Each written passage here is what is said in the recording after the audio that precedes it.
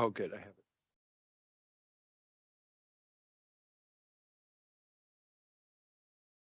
All right. Good evening. Welcome to the organizational meeting of the Board of Education, December 16th, 2025.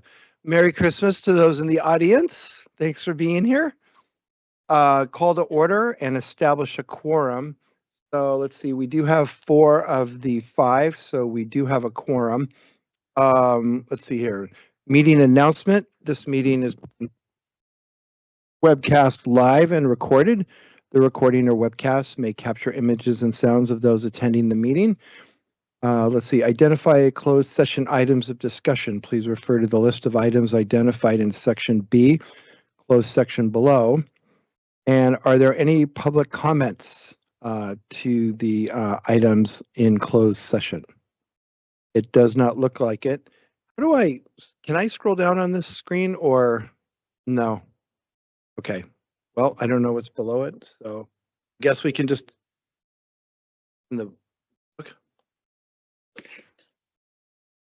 Okay, so then now I get to adjourn to closed session. We'll see you back here at about 5:45 for our Christmas event.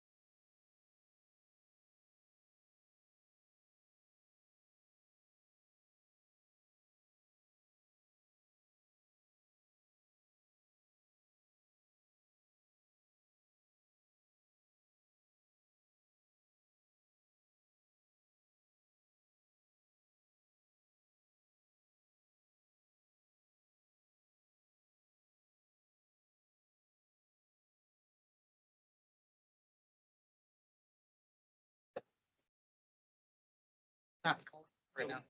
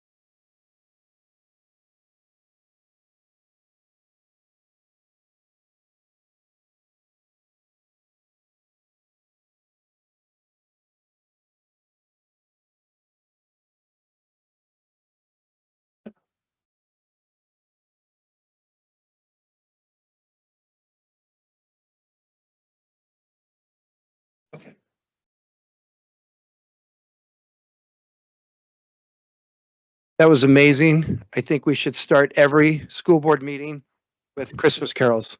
We're going to start in about 6 or 7 minutes, so feel free to talk amongst yourselves. Thank you.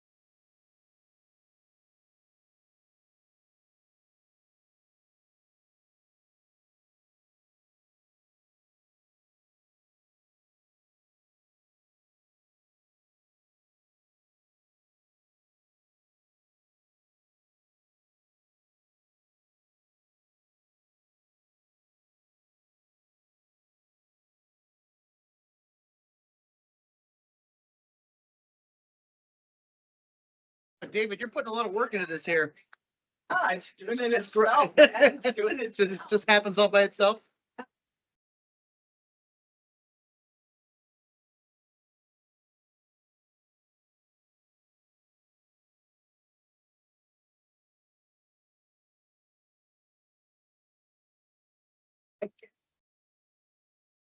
No, I can't get past the itchy face.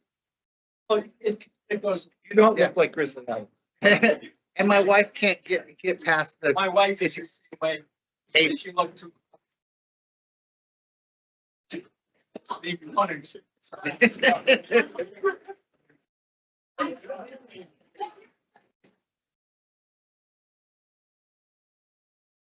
holidays. Get any time off? Yeah, I mean, I got a couple weeks off. Yeah. But we have a foreign exchange student staying with us right now. Oh. I mean, I do snowboard. Okay. But the foreign exchange student, she's 11. She's 11 years old. Oh. So we're doing a lot of that just fun stuff close to home. So Six Flags and Knott's Berry Farm and Disneyland and Universal and beach, downtown San Diego and all that kind of stuff. No, I don't have passes there. We have passes everywhere. It's really expensive.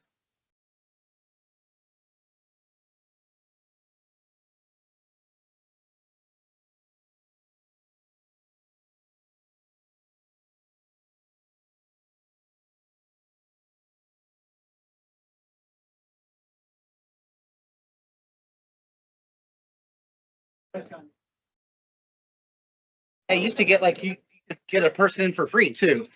Yeah. Oh, yeah. I remember those days.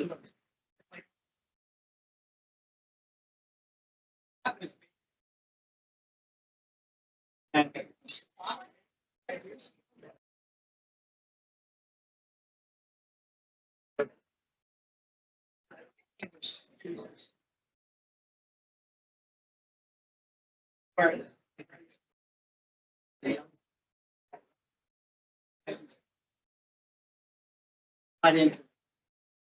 There you go.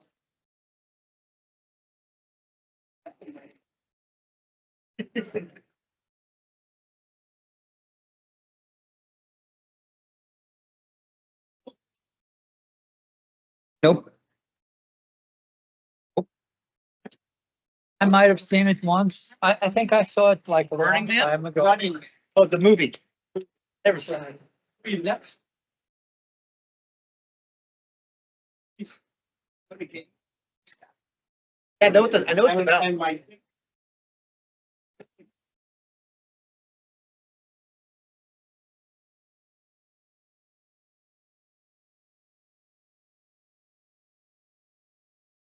Did see Zootopia though.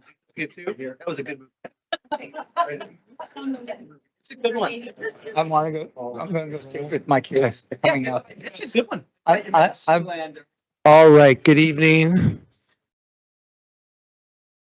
Thank you for your patience. We're going to reconvene now at 6:10, and we'll just do a quick roll call. And so Board Member Knight, Present.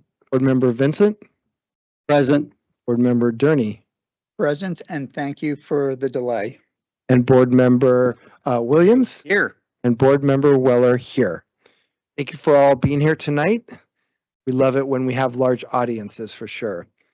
I want to introduce the interpreter briefly. There will be a Spanish interpreter for this meeting. Meeting attendees who would like to listen to the Spanish interpretation of the proceedings may pick up headphones from the tables located in the back of the room. This announcement will be now shared in Spanish. Buenas tardes, yo seré la intérprete de español de esta junta. Los asistentes que deseen escuchar la interpretación en español pueden utilizar los audífonos que se encuentran en la mesa ubicada atrás de la sala. Gracias. Thank you. This board meeting is being webcast live and recorded. That's why Mike and I have to stay in good manners. The recording may be webcast, may capture images and sounds of those attending the meeting. And so then, who did we decide to do the mission and the vision? The two trustees? Okay, go for it. You've got mission? Trustee Durney has mission. Statement, empowering every student to graduate prepared for college, career, and life through excellence in learning. And the vision, we relentlessly pursue with optimism equitable support for all students to navigate a changing world by providing rigorous and relevant learning experiences that strengthen their capacity as open-minded and invested collaborators, effective and thoughtful communicators, resourceful and creative problem solvers, curious and analytical critical thinkers, and informed and compassionate community members. Thank you, trustees. And the reason we had the trustees read it tonight is that the student board members, many of you know, have finals tomorrow and this week, and we let them go home to study. So, all right, so now the Pledge of Allegiance will be led by Board Member Williams. Ready, begin. I pledge Allegiance to the flag of the United States of America and to the republic for which it stands, one nation under God, indivisible, with liberty and justice for all.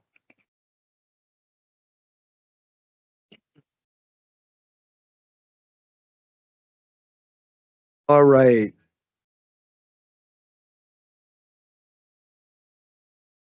So now we're going to have the inspirational student recognition by Principal Michael Santos from Orange Glen High School. Perfect. Hi, everyone. I'm Michael Santos, the proud principal of Orange Glen High School. I first want to thank our district cabinet and our school board for the opportunity to celebrate our students, especially those that become an inspiration, not only for our school, but for our community. At OGHS, our school vision is to have academic and personal growth for all students. This growth varies from each student, but our efforts are to continually help all students improve and provide them with the skills they need to be successful in whatever path they choose, be it college or career, but always successful in life. OG's inspirational student is one that finds success even though her journey was not paved for her. She represents what our students can do both here at OG and in the greater world. She wins awards, but is a humble and personable person. I'm proud to announce OG's inspirational student is Leslie Carrillo.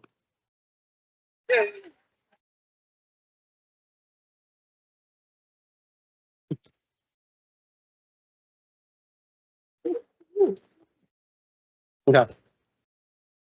I don't want to steal any of the great things Leslie does, so I will pass it on to culinary arts teacher, Chef Michael Reyes, to gush all about her. Thank you. Chef Reyes is actually sick, so I will become Chef Reyes. I was going to have a tote that I was going to wear, but I couldn't find one, so here we go. So I'm Michael Reyes now. I'm speaking for him. Good evening. Thank you to the board, district leadership, teachers, and all the attendees here today. Thank you for allowing me the opportunity to speak tonight. Tonight, I have the privilege of introducing someone truly exceptional, Leslie Carrillo. Last year, as a sophomore competing in FCCLA, She stepped into one of the toughest parts of high school culinary. Competing itself is the challenge. It is demanding. It is high pressure and requires a level of focus and maturity most adults struggle with. These culinary competitions are individual, not team-based. And she went up against juniors and seniors across the region and placed in the top 10. She then advanced to the state championship where she took first place and went on to the national stage, placing 6th in the country.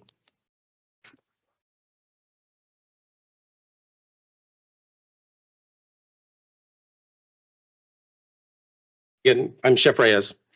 I have been in the hospitality industry for almost 30 years, and I will admit that it can be intimidating in the kitchen. I move fast, I expect a lot, and when we are behind, my tone can get sharp. During one of our big catering events, we were running late and I jumped on the line. Most students would step back in that moment. Leslie did the opposite. She came right in beside me, completely unfazed, reading the situation and anticipating exactly what I needed. Even when my communication got direct, she never flinched. She stayed locked in. She stayed present. She stayed committed. In our industry, we call someone like that a killer. The person who steps in, handles pressure, and simply kills it every single time. Leslie desired to learn, her competitive drive, and her spirit set her apart. I am incredibly proud of her and the young woman she is becoming. Leslie, you have earned every bit of this recognition tonight. Congratulations.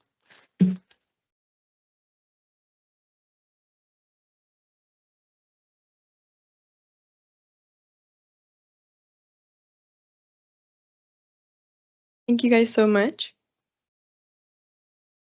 Since I was little, I never seemed to fit in. Not at school, not with friends, and not with my family. I always felt like the outsider. I felt like the odd one out. High school was supposed to be different. It's the place where everyone is supposed to belong. That wasn't the case for me, though. I always described my situation as having friends, but no one to hang out with, meaning that I was always usually alone, and that would cause me a lot of social anxiety. Everyone already had their own friend groups. I felt like I didn't belong because they already knew each other, and I would be the outsider joining their group. I felt so out of place that I even wanted to move schools. I thought that if I moved schools, I would finally belong somewhere and get a fresh new start. I would either be in the nurse's office or with Miss Morales. Miss Morales is my world history teacher last year, and she was one of the most trusting adults I know. Cynthia from the nurse's office would always listen to me and my problems. I was always sitting on her bed. That was practically my spot. I was there every morning and every lunch. Miss Cynthia has been there through my struggles and my achievements, and I am beyond grateful for her.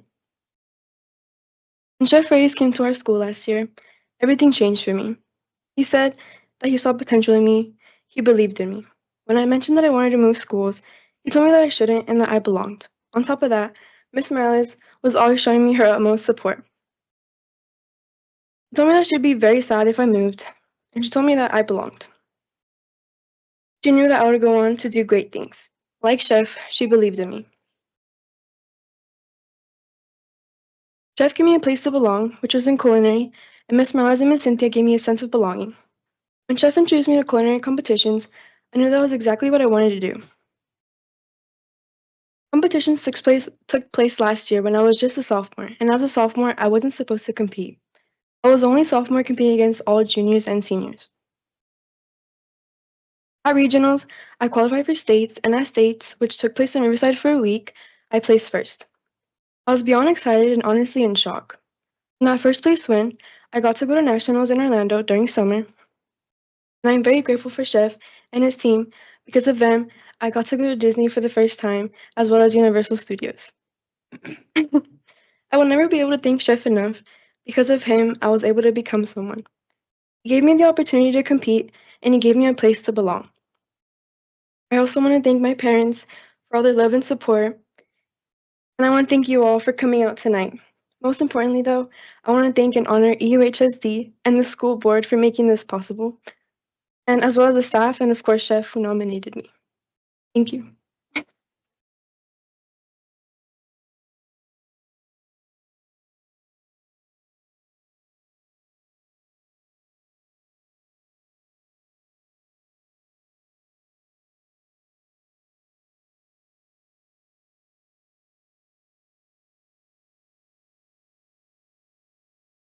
This still works. Perfect.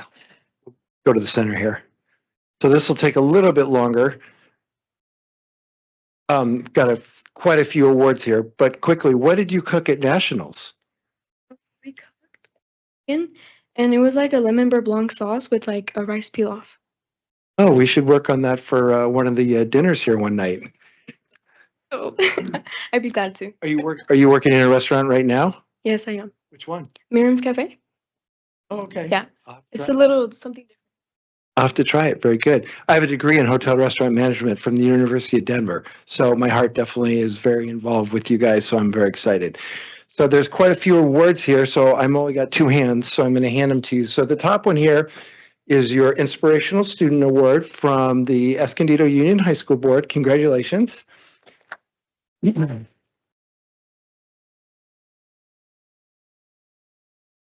This one is from the County of San Diego, 5th District, Supervisor Jim Desmond.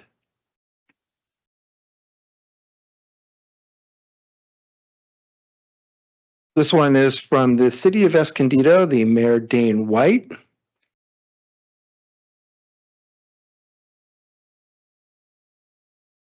This is turning into a class on government. You're going to know all the layers. This one is from Darshana Patel, the 76th District Assembly Member at the state of California.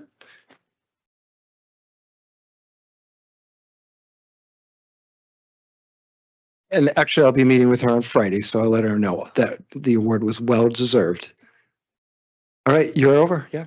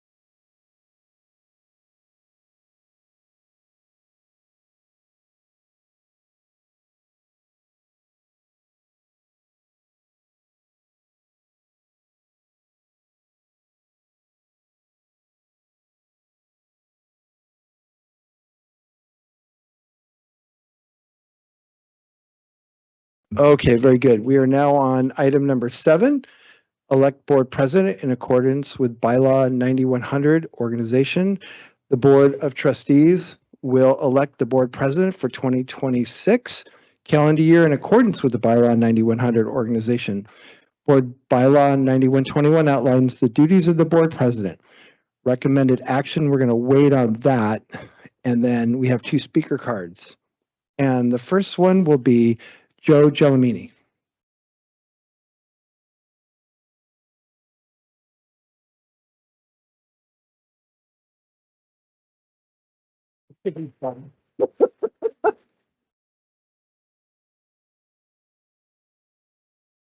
This is speaking in regards to the way that the election works for board president.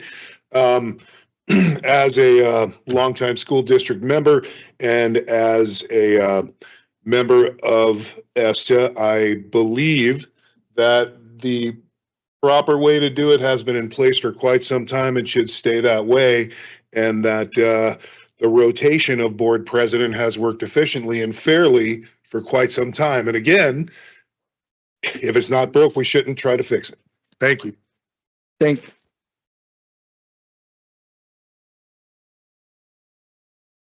Thanks, Joe.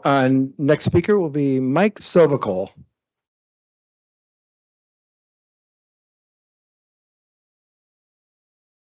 All right. Sorry, Bob. I'm always on good behavior, but if the stuff at the table keeps up, I'm going to need some time off for bad behavior. So anyways, you know my thoughts on this, and I'm going to encourage the board, especially Mr. Vincent, you're my trustee.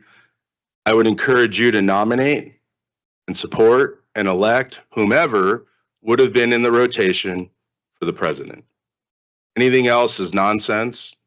I think we get into this idea that people should be kings or in charge of things in perpetuity, and that doesn't fly around here. Not in America, not here in Escondido. And I think what we've had, as Joe said, has worked very well.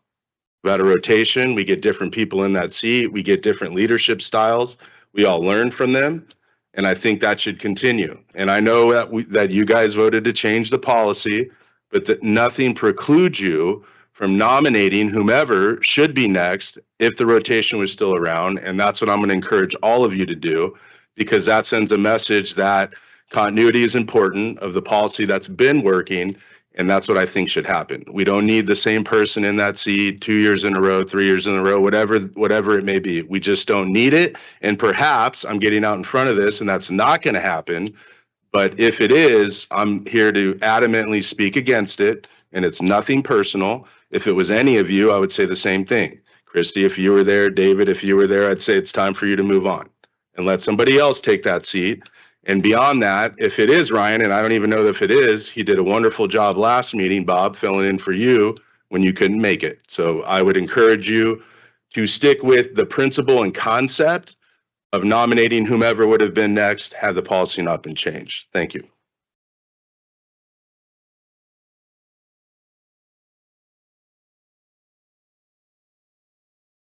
Very good. Because we are having nominations, I am going to hand it over to the superintendent to run this part of the meeting.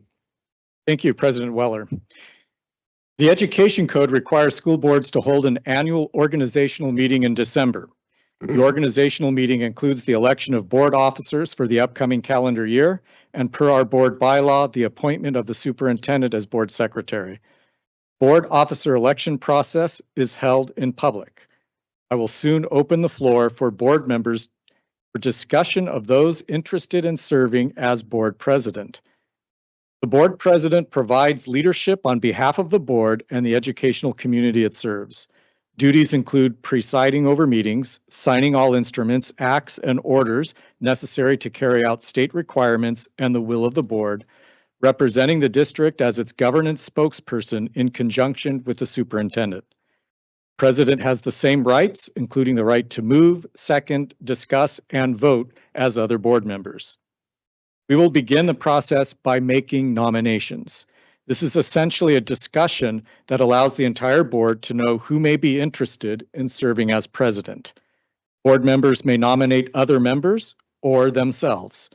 Once all nominations have been made and the discussion is completed, I will close the floor to the discussion and open the floor for a motion to appoint a board member as president. This motion must be seconded. If it is, I will call for the vote, and if the majority of the board agrees, then we have a president. If we do not have a majority, the result is a non-election, and I will open the floor for another motion. If a motion to nominate is not seconded, parliamentary procedure dictates that the motion dies for want of a second, and I will open the floor for another motion. We will use the same process to elect a board vice president and a board clerk. Once all officers are elected, we will ensure the board members are seated at the dais in the proper order, and the new president will preside over the meeting from that point on. So at this time, I will now open the floor for nominations and discussion among board members regarding the election of board president. Are there any nominations? Sure. While I agree with the gentleman who spoke, we do have the new process. So I'm going to nominate Christy for president. Christy and I are the most seasoned board members and have served together for over 10 years. She's always had the students' interests in mind.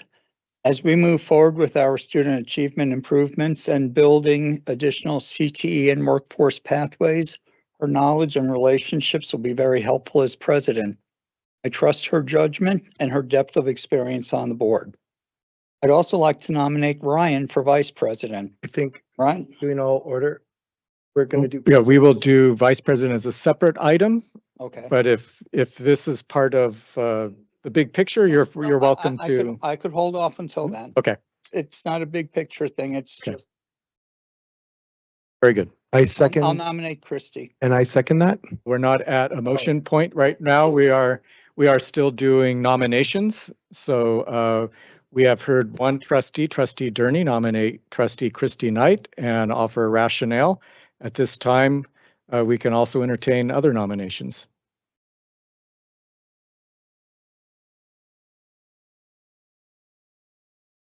Okay, hearing no other nominations, then I will close this for discussion. And I will ask for a motion to elect a trustee for president. I'll make a motion to elect the trustee as board president. Which trustee? Knight? I'll second that. It has been moved and seconded. I will call for the vote. All those in favor of the motion to elect Christy Knight as board president, please indicate by saying aye. Aye. Aye. Aye. And all those opposed, please say nay. Nay. The motion carries 4-1. Congratulations.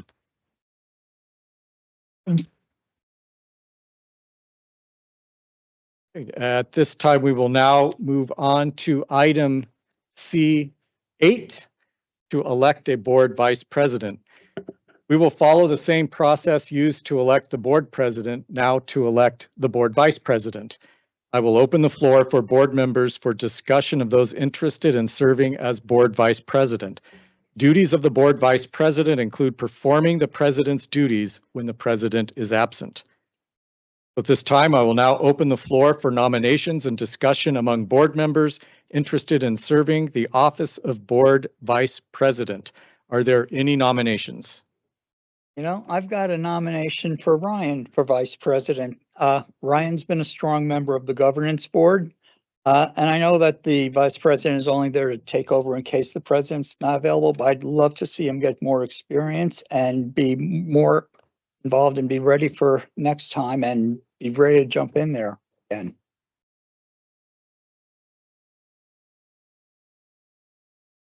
Just like to nominate. Continue. Well, no, Go ahead. we're not vote. Sorry, they're not. It's not a second. It's nominations right now. Yeah, so trustee Vincent, I'd like to nominate.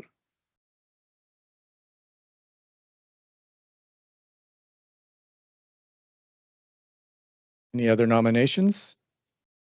Okay. Any discussion? We have 2 nominations for vice president. Does the board wish to further discuss the 2 nominations?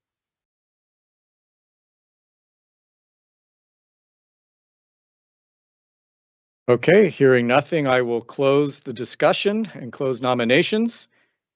Do we have a motion to elect a trustee for board vice president? Sure, I would like, if that's okay, I'd like to make a motion to appoint Ryan Williams as board vice president. and I'll second that. It has been moved and seconded. I will call for the vote. All those in favor of electing Ryan Williams as board vice president, please indicate by saying aye. Aye. All those opposed, please say nay. And it appears that the motion carries 5-0, and Ryan Williams has been elected vice president of the board.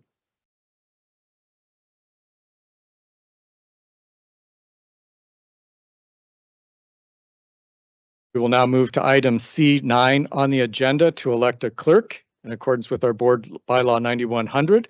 And once again, we'll follow the same process used to elect the board president to elect the board clerk. I will open the floor for board members to make nominations and discuss those interested in serving as board clerk. Duties of the board clerk include certify or attest to actions of the board when required, maintain records and reports as required by law, sign minutes of the board meetings following their approval, sign documents on behalf of the district as directed by the board, and serve as the presiding officer in the absence of both the president and the vice president, perform any other appropriate duties assigned by the board. So at this time, I will open the floor for nominations and discussion among board members interested in serving the office of board clerk. Are there any nominations? I'd like to nominate David for that because I'd like to move him up in the rotation and get him started on that. I'll nominate Carol Durney, because she's already in the seat. I'm going to decline that. I'm not going to be able to fulfill my duties completely next year.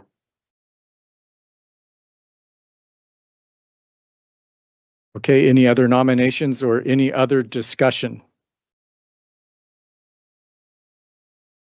Okay, so we have one nomination that has been accepted, presumably, David Vincent for clerk. So if there is no other nominations or discussion, I will now close it. And now we'll entertain a motion from the board. I would make a motion to appoint board member David Vincent as clerk of the board. I'll second. It has been moved and seconded. I will call for the vote. All those in favor of the motion to elect David Vincent as clerk of the board, please indicate by saying aye. Aye.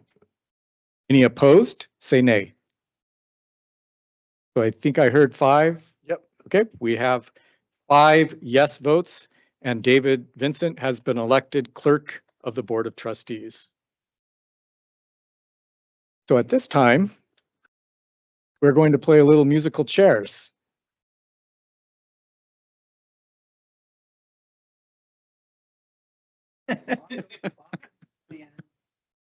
We have the whole construction crew. Oh, wow, we're legit here. Thank you for that.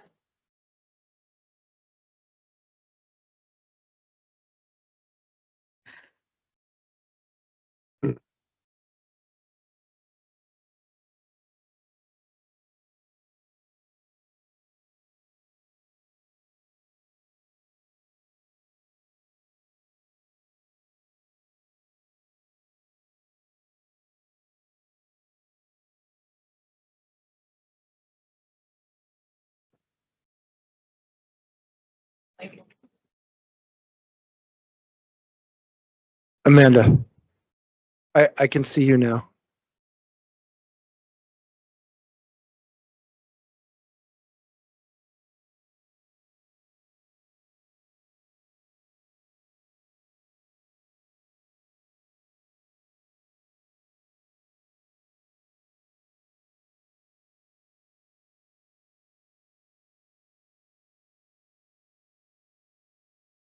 Hey, good evening, and I would just like to start off by saying thank you to my fellow board members for their trust in me.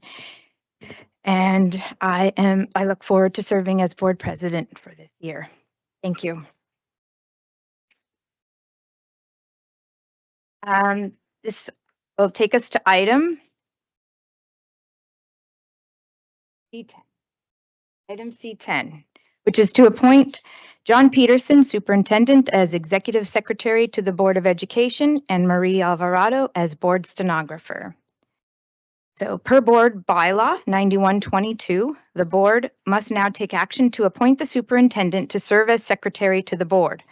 The secretary to the board is responsible for maintaining an accurate and complete record of all board proceedings and shall prepare, distribute, and maintain the board agenda, record, where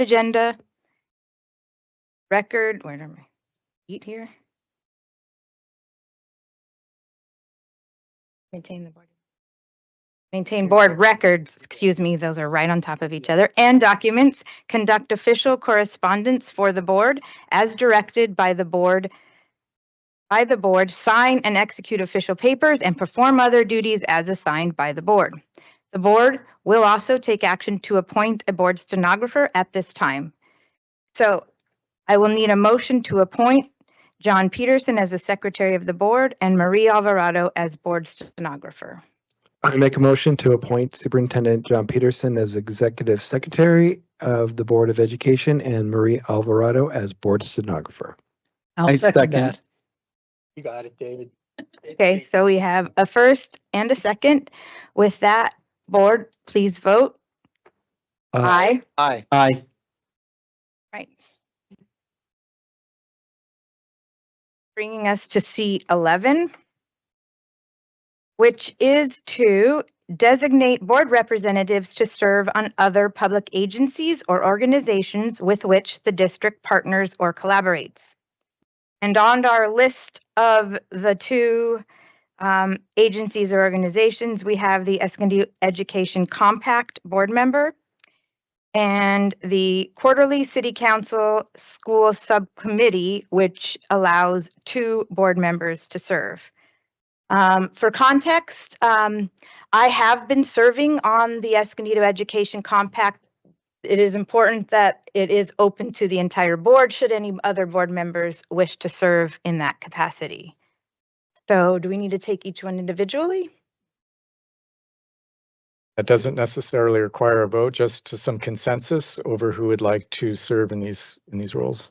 Okay, and what I'd like to just say, I've been involved on the city council meeting. I've been going to that fairly regularly for the past few years, joining John, and I'd be willing to continue going to that. And that's one that 2 of us can go to. So if another board member would like to go and join me, I mean, that'd be great. And I'd also say if you guys are both, willing to keep doing that, then I would fully support that as well. Thank you. Same here. And then on the Escondido Education Compact, is that a single member position? It is a single member position, do an wanna at continue- large And community. you want to continue doing that? Yes, I would love Okay. to. Thank you. Okay. And with the city subcommittee, there are 2 seats available. Is there another board member that is interested in serving on the city school district do it. subcommittee?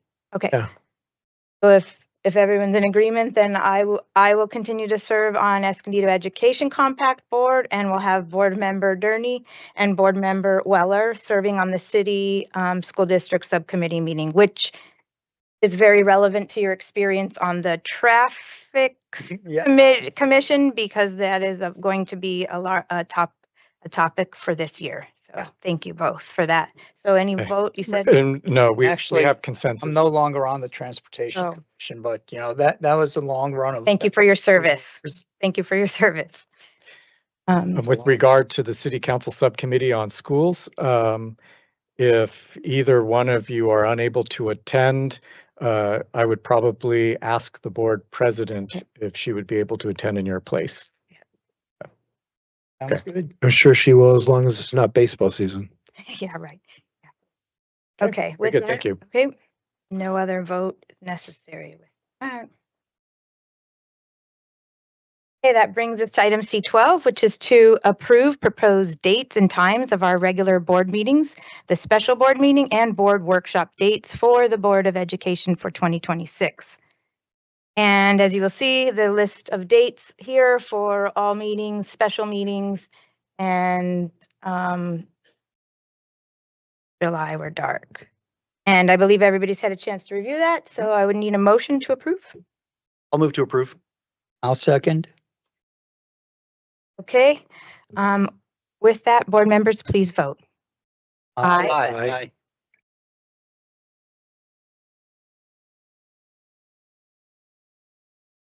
To item C13,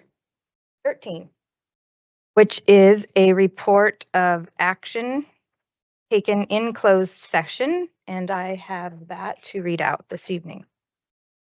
So the report of action taken in closed session for December 16, 2025. In closed session, on motion of Board Member Durney, second by Board Member Williams, the Board of Education voted to approve physical education waivers cases number 265 through 342 for the 2025-26 school year by a 5 aye, no nay, no absent, no abstain vote.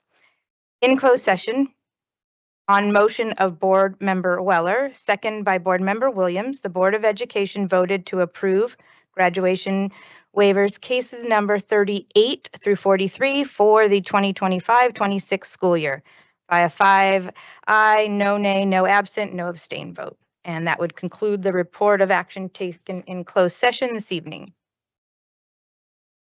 Okay. In case I need, okay, thank you. Good backup.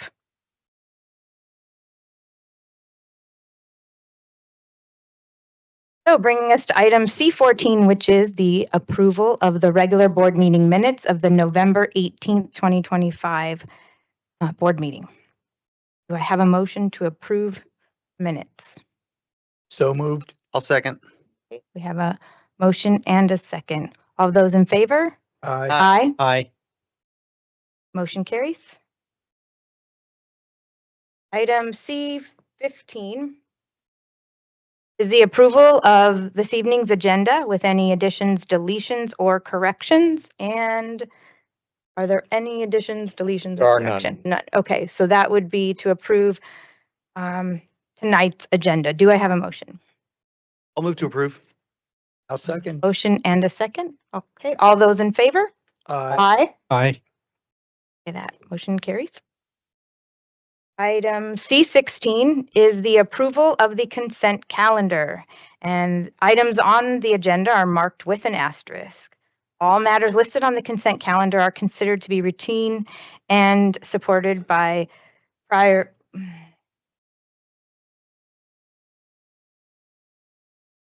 Sorry, we're getting used to this new system, and there's these little pop-ups just so you can know, and then so that's what's blocking. Excuse me. So everything on the consent calendar is marked with an asterisk. The items on consent this evening are item F1, G1, G2, items H1, H2, H3, H4, H5, and H6. With that, I don't hear any board members wish to pull anything off consent, so do I have a motion to approve the consent calendar? Motion to approve? I'll second. Okay, we have a motion and a second. All of those in favor? Aye. Aye. Aye. Thank you. Please. Bringing us to our recognition and presentation portion of the meeting. Item D1 is student and staff recognition by Superintendent John Peterson. I'll turn it over to you. Thank you and good evening. Congratulations to the 78th Regiment for having an incredible 2025 season and making it to the state band championships for the second time in a row. They competed at a very high level and earned 14th place out of a possible 61 schools. Special congratulations to Escondido High School's Benjamin Sensenbaugh, who won the California State Band Championship Outstanding Soloist. This is a feat that only 2 students in the entire state get. We are extremely proud of our students' hard work and dedication. For staff recognition, I'd like to congratulate Orange Glen's culinary teachers, Laura Gardner, Christy Sovalcool and Michael Reyes on the success of Patriot Cafe.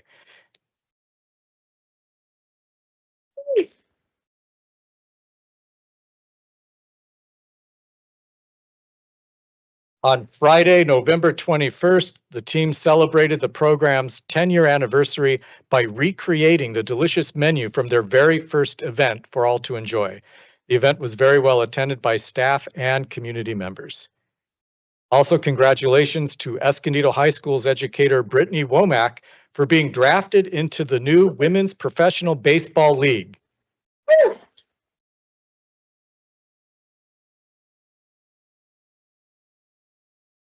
Brittany is one of the 120 women selected from around the world to represent 4 teams. She's been drafted by Los Angeles. We look forward to hearing more about her upcoming journey. And finally, I have a board recognition. On behalf of the Board of Trustees, I want to thank Mr. Bob Weller for his service this past year as board president. The role of board president carries responsibility, and throughout your term, you consistently fulfilled your duties to facilitate our board meetings with a steady hand. As outlined by our mutually agreed upon board protocols and our governance handbook, you ran our board meetings with clarity and respect, ensuring that discussions were focused and that everyone's voice was heard. I personally appreciated the time you took to meet with me regularly to prepare agendas, reflect on progress, and think strategically about our goals. Those conversations were valuable, and your ideas and input helped strengthen our work as a district. Your approach demonstrated a clear understanding of the board's governance role and a genuine commitment to supporting student success. Leadership at the board level is often quiet and behind the scenes, but it has a meaningful impact. Your service this year helped to provide direction, and that matters to the board, to the administration, and ultimately to the students and families we serve. As a small token of our appreciation, it is my honor to present you with an award in recognition of your service as board president. Thank you for your dedication, your leadership, and your continued commitment to our district. So if you would join me out front for a photo op.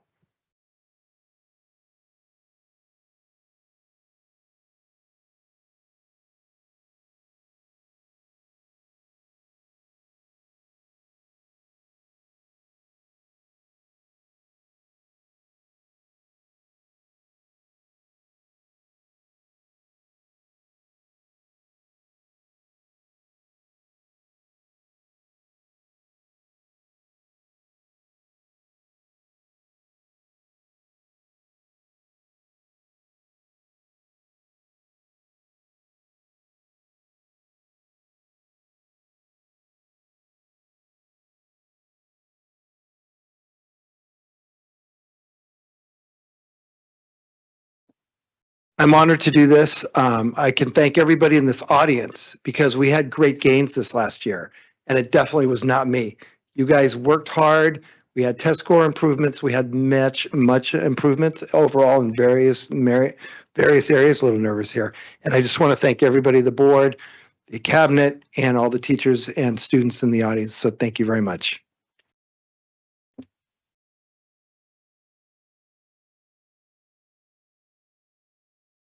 Thank you for your service. Thank you. Or did you finish? I am now finished. Okay, now you finished with your report. Okay. And I know both of ours coming up is our student board member report. However, they're both home or out studying with groups. So please, if you could, Superintendent Peterson will be reading their report. Yes, they're very conscientious. They're working very hard on some AP finals they have early tomorrow morning, but they did not shirk their duties as student board members and left me with a report that I will read on their behalf. The first report is from student board member Hannah Ibrahim, who writes about Orange Glen High School. Orange Glen recently hosted a school-wide food drive with the class collecting the most donations, earning an ice cream party. During this time, the school also celebrated Winter Spirit Week and continued planning for the upcoming Winter Rally. 2 Orange Glen student dance groups were selected to perform as the Palomar College Student Showcase in December, marking the first time multiple OG groups were chosen to perform at the college level. Moving on to Del Lago Academy, in November, DLA held an ASB bonding event where students participated in games and team building activities. Last week, the girls basketball team hosted a pink out game that brought out a supportive and energetic crowd. To help boost morale during finals week, Del Lago held 2 spirit days with the themes Anything But a Backpack Day and Pajama Day. Valley High School. In November, Valley High School hosted a family night, which was well attended. Throughout November and December, Valley High School continued hosting girls group and fit group meetings, along with multiple San Diego food pantry events to support students and families. The school also played several basketball games, including matchups against Oak Glen High School, Trade Tech, and Pacific View. Last week, Renaissance testing was administered to students, with the week ending in a winter chill fest. She thanks you for listening to her report. Nathan Bersamina's report, our other student board member. He writes, congratulations to the Escondido High School competitive cheer team who recently won their first ever CIF section title. Way to go, Cougars.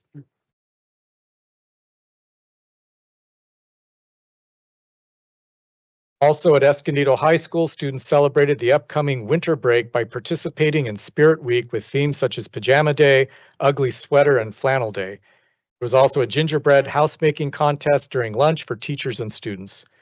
Over at San Pasqual High School, students born in November received a sweet treat on the 21st to celebrate all November birthdays.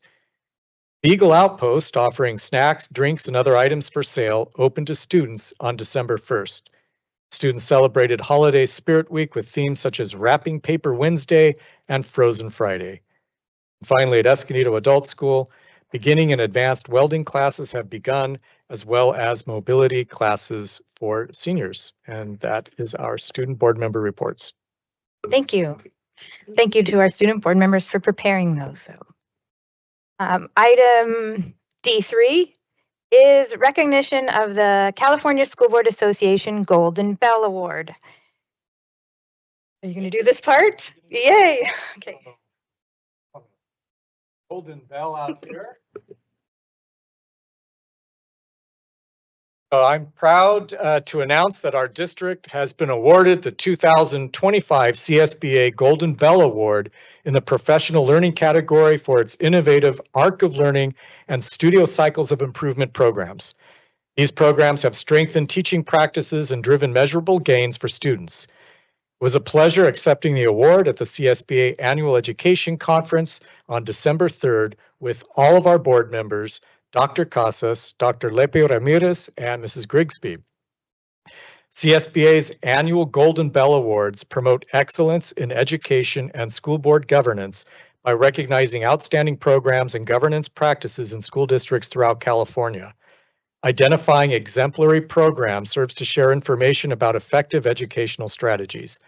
The Golden Bell Awards also serve to boost confidence in public education by focusing attention on success in California schools. Finally, it enables the California School Boards Association, on behalf of school governing boards throughout the state, to express appreciation to dedicated educators who strive to provide a high-quality education that challenges all students to succeed. Our Golden Bell Award is to honor our professional learning model, Arc of Learning, and Studio Cycles of Improvement. This visionary approach strengthens teacher practice by building deep expertise in social and emotional learning, improvement science, design thinking, and deeper learning.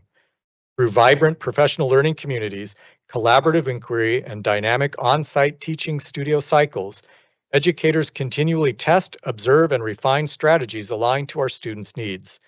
This ongoing cycle of growth has ignited a culture of continuous improvement and propelled meaningful gains in student achievement across the district. I would like to thank our educational services team in particular, led by Assistant Superintendent Martin Casas, for spearheading our studios. Through Dr. Casas' vision, assisted by our directors, content specialists, TOSAs, school site principals, and the hundreds of teachers who participate in the studios, our board and district is being recognized for its commitment to professional development that is focused on continuous improvement. Thank you and congratulations to all.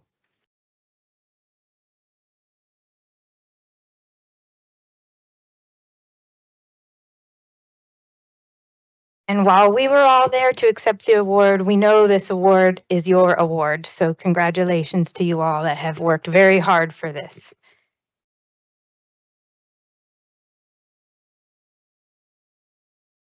That'll bring us to E4, which is Orange Glen High School presentation. And this evening, we're honored to have Principal Santos here to present on Orange Glen. Take it away. Just wait for the Slowly. presentation to come up. Cool. Thank you again. Again, my name is Michael Santos, proud principal at Orange Glen High School. I want to thank the executive cabinet, the board, and everyone here so that you can hear me gush about Orange Glen High School. So our agenda today is going to be pretty simple. We're going to talk about our Orange Glen mission and vision. From there, we'll talk about a little bit about our demographic data over the past 4 years. We'll go into our achievement data and how you can see that we've made the continuous improvement over these past 4 years.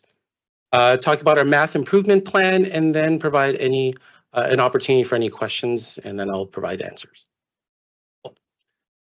So our mission and vision, our vision is what we see our goal here at Orange Glen is for academic achievement and personal growth for all students. Our mission is how do we do that? And the way that we do that is by working together, having all of our constituents from our students, our staff, our families, community, working together to develop that academic success along with social, emotional, physical well-being through a rigorous, engaging, and supporting learning environment. So again, our vision is to make sure that all of our students are growing both personally and academically. And how do we do that is by working together with our community, our staff, our students, everybody to give them that experience so that they have all of those skills to be successful after high school. Going into our demographic information. This is our information for the past 4 years.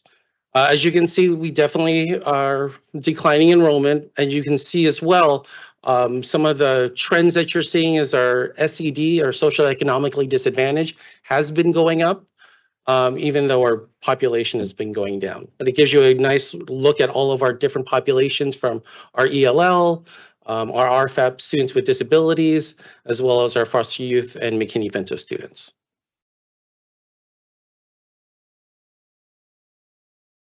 Hopefully you like the colors, made it nice and pretty. Okay. So that's our demographic information, and it's pretty much all the way down for the last 4 years. Continue on to our achievement data. One of the things you'll notice that from last year to this year, you're going to see that there's a marked difference with our achievement. The first thing is our A through C rate. This is going to be looking at our data from the first 6 weeks of the school year and then to the first semester report card. There are definitely some places where we're going to continue to work on. As you can see, from 6 weeks to the semester, it's approximately the same number. My hope is that since we are still in progress for our first semester for this school year, we're going to see that that number will continue to improve. We'll be working on that with our interventions and things like that to make sure that our 6 weeks number is going to be lower than our semester one, so that we can continue to get more students passing all of their classes. Our average daily attendance, you're going to see from our ADA for the past, and I even included from our last month 4 as of 12/5, I've included that one. Every single year we've increased from 88 all the way from 21-22 all the way to, as of 12/5, 93.85%, which is the highest out of all 3 comp sites. So definitely it's something that we're very, very proud of from the work from our TOSAs, as well as from everyone who's been helping bringing those students back into the classroom. What do you align your success to? Again? What do you align your success to of increasing the attendance? For the attendance, definitely we've been working well with our attendance TOSAs. I've been working well with both our teachers, looking at interventions. Just as we saw from our inspirational student, the sense of belonging that we're continuing to build within our campus brings people back, and they want to come to school instead of have to come to school. That's good. I like that. Thank you. No problem. So how's our attendance? Continuing on with our graduation rates, as you can see that our graduation rates are increasing from the way they were from last year. So we're at 87.4. We know that it's going to continue, especially with looking at our next set of data. You're going to see that there's also another increase that should help our graduation rates go forward. If we start looking at the next one, which is college and career readiness, this data coming from the California Department of Ed is based off our AP scores, A through G completion, which has been on the rise at OG, CTE pathway completers, college credit, especially with middle college and our dual enrollment classes, our SBAC, which is our CASP scores, as well as the number of students who've been able to receive the seal of biliteracy on their diplomas because they have shown proficiency in English either through their CASP scores or an AP English pass score, as well as a normally Spanish and their AP Spanish Lang or literature class. With this one here, you can see that it's been steady growth all the way until just last year with a 57.7%. You can see that it's just year after year we've been increasing.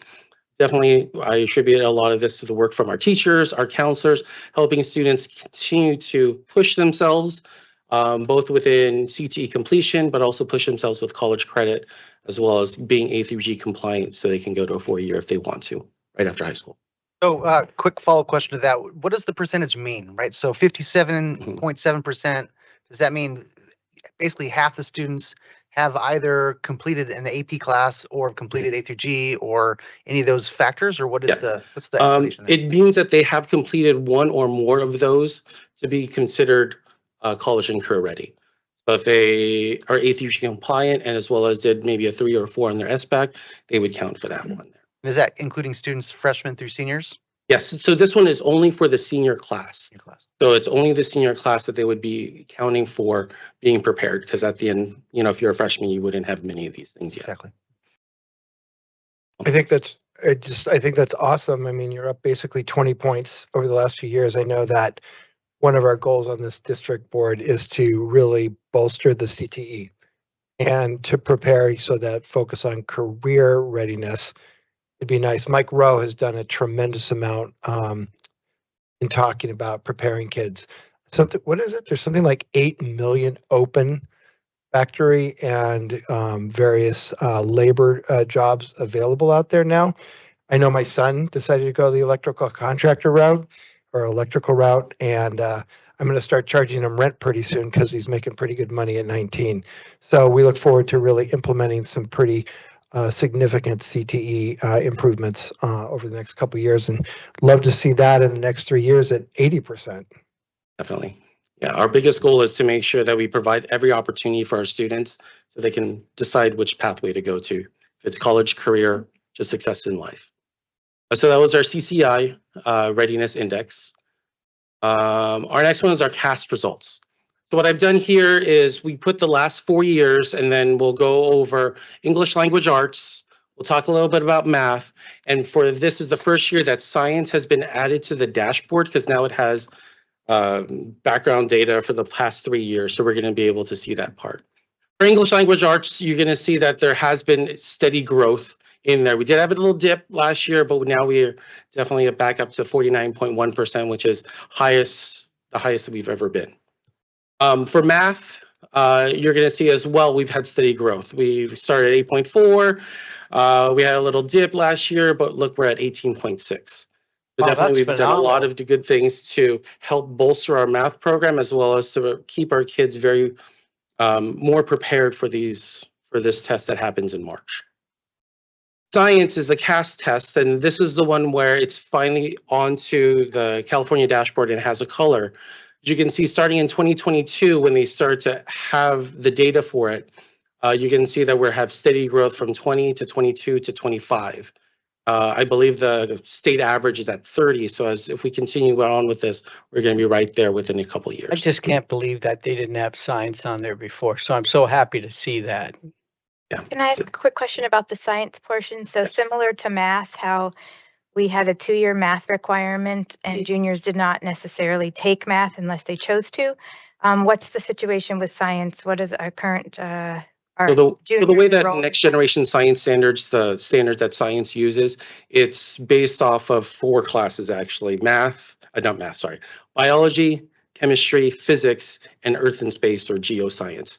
For a lot of our schools, especially ours here, we've done an integrated model where earth and space has been built in within the 3 courses. As of right now, most of our students take biology freshman year and then physics 10th grade year. The number of chemistries are a little bit lower, which if similar to math, if there was a 3-year. I guess I'm just thinking similarly, like with math, our students are taking the test junior year and they're not necessarily in a science Well, class. I'll just add, it's not as simple as it is in math. Okay. Because the testing options are a little bit more variant in science. So students can take their science assessment in 10th, 11th, or 12th. And so because there's only a 2-year A through G recommended, there's a minimum requirement for 2 years of science for A through G. A lot of students don't take a 3rd year. And so if you test them their junior year without a science class, you kind of run into the same problem. Worse, if you test them their senior year, that'd be 2 years without a science. But if there was a change in the grad requirement, that would be a difference as well. But then you impact other things because there's only a certain amount of spaces in the schedule. So less opportunities for electives, arts, VAPA, and CTE, which I know is important to the board. So it's always a trade-off. Okay, but good to know. Thank Yep. you. And the science topic, right, is between biology, chemistry, earth and science. I mean, that's a wide variety of science to prepare for and study for. How specific is it to each of those fields? Test, I'm referring to. Yeah, we would have to bring in our science TOSA expert and content specialist to break it down for you, which we can do, but yeah. Okay. Cool, thank you. Those are our CAS results. Continuing forward, this is our advanced placement. I want to thank the board for providing our students with the opportunity to take these tests at no costs. I know that in my previous district, it did cost approximately $150 to $180 per test. So definitely this provided and took down the barriers that would prevent our students from accessing this great opportunity. As you can see from last year, we did have one of our higher numbers of students with the most amount of tests and with, along with along with our highest pass rate. So definitely we're moving in the right direction. Even though we took the most amount of tests, we had the highest pass rate that we've had in the past 4 years. So definitely a good thing. Why is the test number below the student number? So the way that it's put on there is that it's the number of students who were enrolled in an AP class, the number of tests that they took, and then the pass rate, getting a 3, 4, or 5 on the AP exam that they take in May. Definitely great news. Our hope is to continue to build on this trend, especially with students still being able to take the tests at no charge. Definitely allows them that opportunity. Going into our English language, looking at our Renaissance data, I have 3 different graphs here. This one is really to show that longitudinal, looking at the same students over 3 years, looking at how they've increased their proficiency in reaching the standards. So if you look on the very bottom one from the 22-23 school year, the green is where we're looking at where they're meeting the standards. You can see that the bar is smaller. It's looking at approximately 18%. When they become 10th graders, that same standard, they're at 27%. Now, last year when they were 11th graders, they were at 53%, which kind of shows we made 49% in our CAPS test. So the reason why I bring that up is because the great work from our English language arts teachers, they're able to continue along with everyone because literacy is everyone's job. It allows for us to see that we're making great progress in helping our students with this ELA, with the help of everyone who's been working with, especially at Orange Glen, CER has become one of the things that is cross-curricular that a lot of our students are seeing in math, history, English, and all of their subjects. And Dr. Casas, you and your team and the whole staff, thank you for working with Renaissance so that we can really track it closely. This is really encouraging. Yeah, I think the real magic happens with our PLCs and our teachers, but we just set it up, and so credit goes to them. Yep. Our next ELA one I want to talk about is our district benchmarks. You're going to see that in the green is where they have met or exceeded the benchmarks. I know it's a little bit small, so I put some numbers up there. So in spring of 24-25, which was last school year at the end, that Renaissance testing was at 62.6. We know that there's always a little bit of a summer slide. So the middle section is going to be fall that we just, like maybe a month or two ago. Our students were at 49.8%. As of winter, which is the most recent one, our students are at 60.3% in the winter. So if we look at this trend, when we get to the spring, when they're taking the actual CASP test, that number will continue to grow, which means that we'll see much higher test scores than we had previous year. And again, that's with our district benchmarks. And one of the things that I've realized in talking with our lit TOSA is that the district benchmark is not as rigorous as the state benchmark. So let's talk about the state benchmark. What you're going to see here is that the red is level 1, which is what the CAS score. Level 1 and level 2 are not considered passing. That's the red and the yellow. The blue is going to be level 3, green is level 4. Those are the two that if it was the CAS test would show that they have met or exceeded the standards. So in spring 24-25, the green and the blue came up to 42%. Again, coming into the fall of 25-26, we're going to see that it's at 38.6, so a little summer slide. One of the things that you're going to see from winter, which is just now, our number's at 46.5, which means we still have 2 to 3 months before we actually take the CASP test, which means that that number will continue to rise, which will also show within our CASP scores. These are all great data marks from the work from our teachers and using this one to see what areas should they be working with our students so that they can perform on these CAS tests. A quick question, the, relatively higher number in the spring, the drop for the fall, and then boost up again for the winter and preps for the spring. Is that due to the fact that there's a big summer in between and, they kind of get out of practice, shall we say? Yeah, so I would say from that one, from the spring, the first one to the middle one, it's usually the summer slide, a lot of things, and then we get to pick it back again. Can I just add a point there? I think another way of looking at it is the third practice assessment that happened in the spring last year. That was the highest practice score that they had. We've already exceeded that in the winter this year. So we're expected by the third practice test to be even higher. Our last one is going to be math using our CASP interim testing. These are two components of the math testing looking at linear and exponential equations, as well as geometry congruence, looking at the geometry part. You can see that in the green, which is above standards, you're going to see it's 7% for linear equations and 15%. Well, one of the things that you're going to notice is that our near standards are extremely high, which means that if we're able to continue to help build our students who are at the near standards, working with, and you'll see it in our math improvement, to continue to build them up, we're going to be able to also see some good gains within our CASP maths test.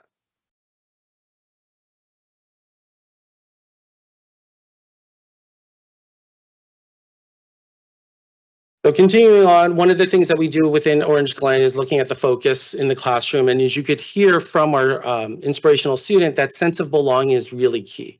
We want students to want to come to Orange Glen and not have to come to Orange Glen. The other thing is we want to make sure our students know what they're supposed to be learning. So having these learning goals or outcomes in the classroom that a lot of our teachers are putting out there helps the students know what they should be doing within the classroom the minute they enter.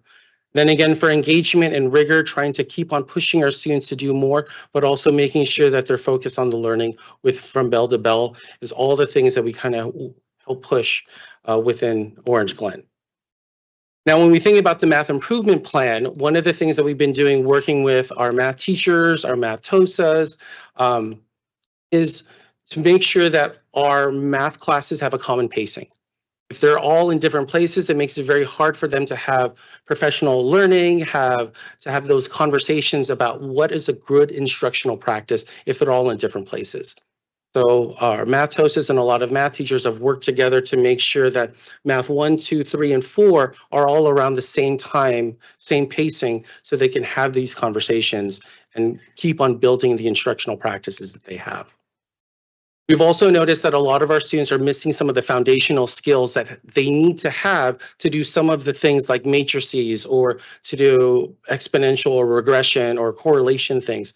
So what we've done is we've invested in a program called Delta Math that is used in every single one of our Math 2, 1, 3, 4 classes that helps build some of those foundational skills that might be lacking, but does it in a way where they're still able to progress with the material, but give them some more of that information and practice in those foundational skills that they might not have brought from either the middle school or from whatever gaps they might have.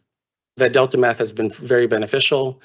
Is Delta Math run in the classroom or is it homework? It depends on this teacher, but a lot of them do some of it in class. Some of it is like, hey, bring this in so we can make sure that you have it so that we can do the next step. And is it like 20 minutes a day? It just all depends. It all depends on the teacher and how they do it. One of the great things, if you, I think was it last week? Yes, it was last week. We had our first math night. So one of the things that we try to do is integrate math nights into the curriculum because of the fact that it does a couple of things. One, it engages the parents to be there.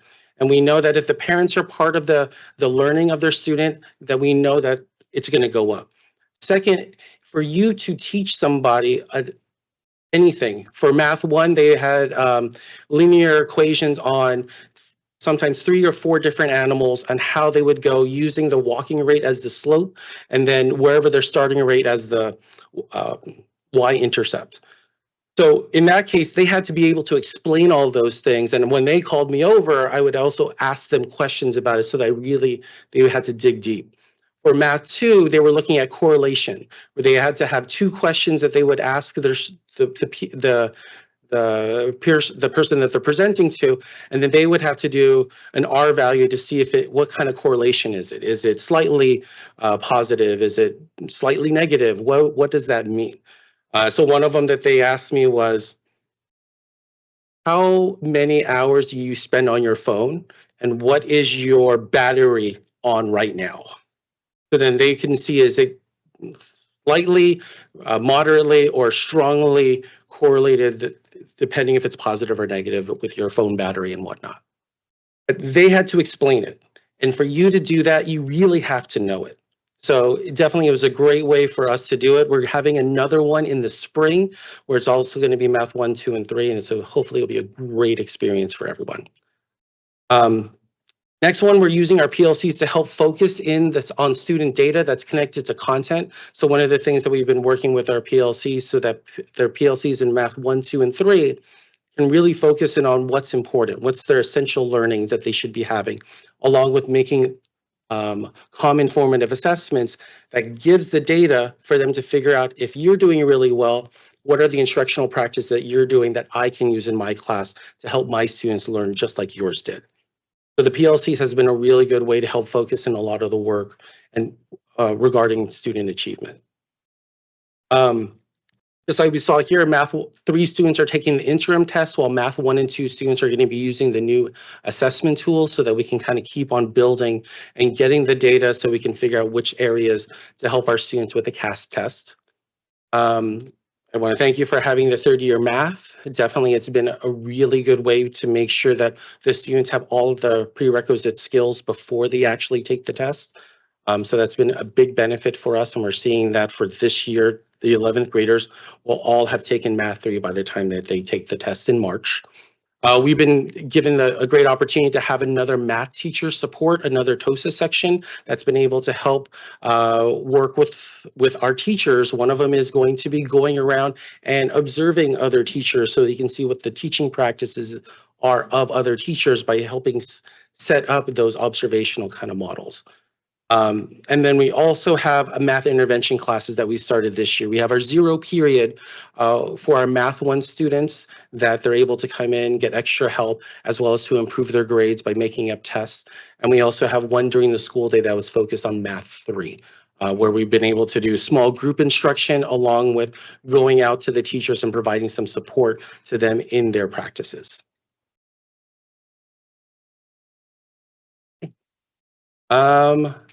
In that, Can I ask, are you also doing the peer math tutoring at OG? yes, so the 0 period math has our peer tutors in it, similar to the same model that they have at San Pasqual. The other thing that we're doing with our peer tutors, they're also being one of the individuals that comes into our after school tutoring in our library too. So it provides us more Just attended Saturday Scholars and actually commented on how cool it was to have a junior peer tutoring the freshman. It was one of his water polo teammates, but he just felt like it was a different way of learning it from a peer, which was really cool for him. They usually speak the same language and it just makes it a lot easier. Definitely. We also use them for Saturday Scholars too in our library. Thank you. Is there any other questions? You can see a lot of our good stuff here. And then I'll open it up to any questions that you might have. Board members? No, great presentation. We Thank appreciate you. it. Thank you. I appreciate that. Absolutely. Yay. Pretty excited. Keep up the good work. It's all good things. I just liked how the OG kept on bouncing. That was my favorite part. Wonderful. Thank you. Well, thank you to so all. much. We appreciate the time. I love talking and how great Orange Glen is doing. So I appreciate the time that you've given me. Thank you. Thank you.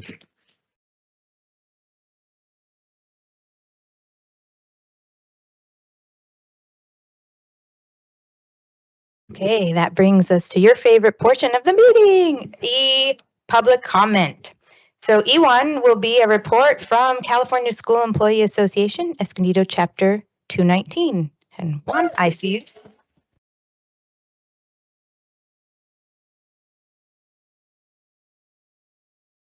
All right. Good evening, folks. Our chapter president was supposed to be here and do this, but she's running a little late, so you get me today. I'd like to start off with just explaining CSEA's organizational mission statement. Its mission statement, and this is statewide, is to improve the lives of our members, students, and community. So the need for a fair contract and fair pay is vital to ensuring our educational community carry out the important work that they do every day. CSEA looks forward to fair and productive bargaining sessions with the district to ensure our members get what they deserve, and hope and urge the district to do the same with our union partners on the certificated side. Our classified members stand in solidarity with teachers and counselors at EUHSD. Thank you. Thank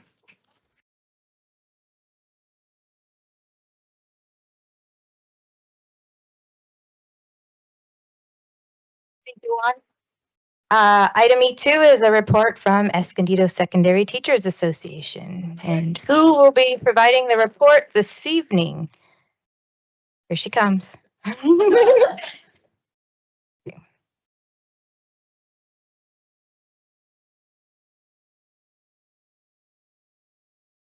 Sorry about that. Thank you for your patience. All right. I always get nervous doing these things.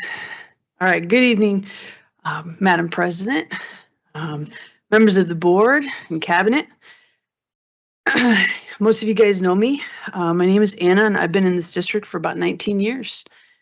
I do consider it an honor to stand here tonight as a representative of the teachers and counselors in this district. I want to begin by saying thank you for the opportunity to speak tonight. Tonight, my message is rooted in gratitude, but also grounded in honesty. So first, my gratitude for the educators of this district.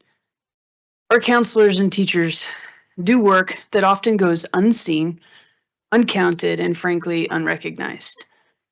They're the quiet force that holds our schools together.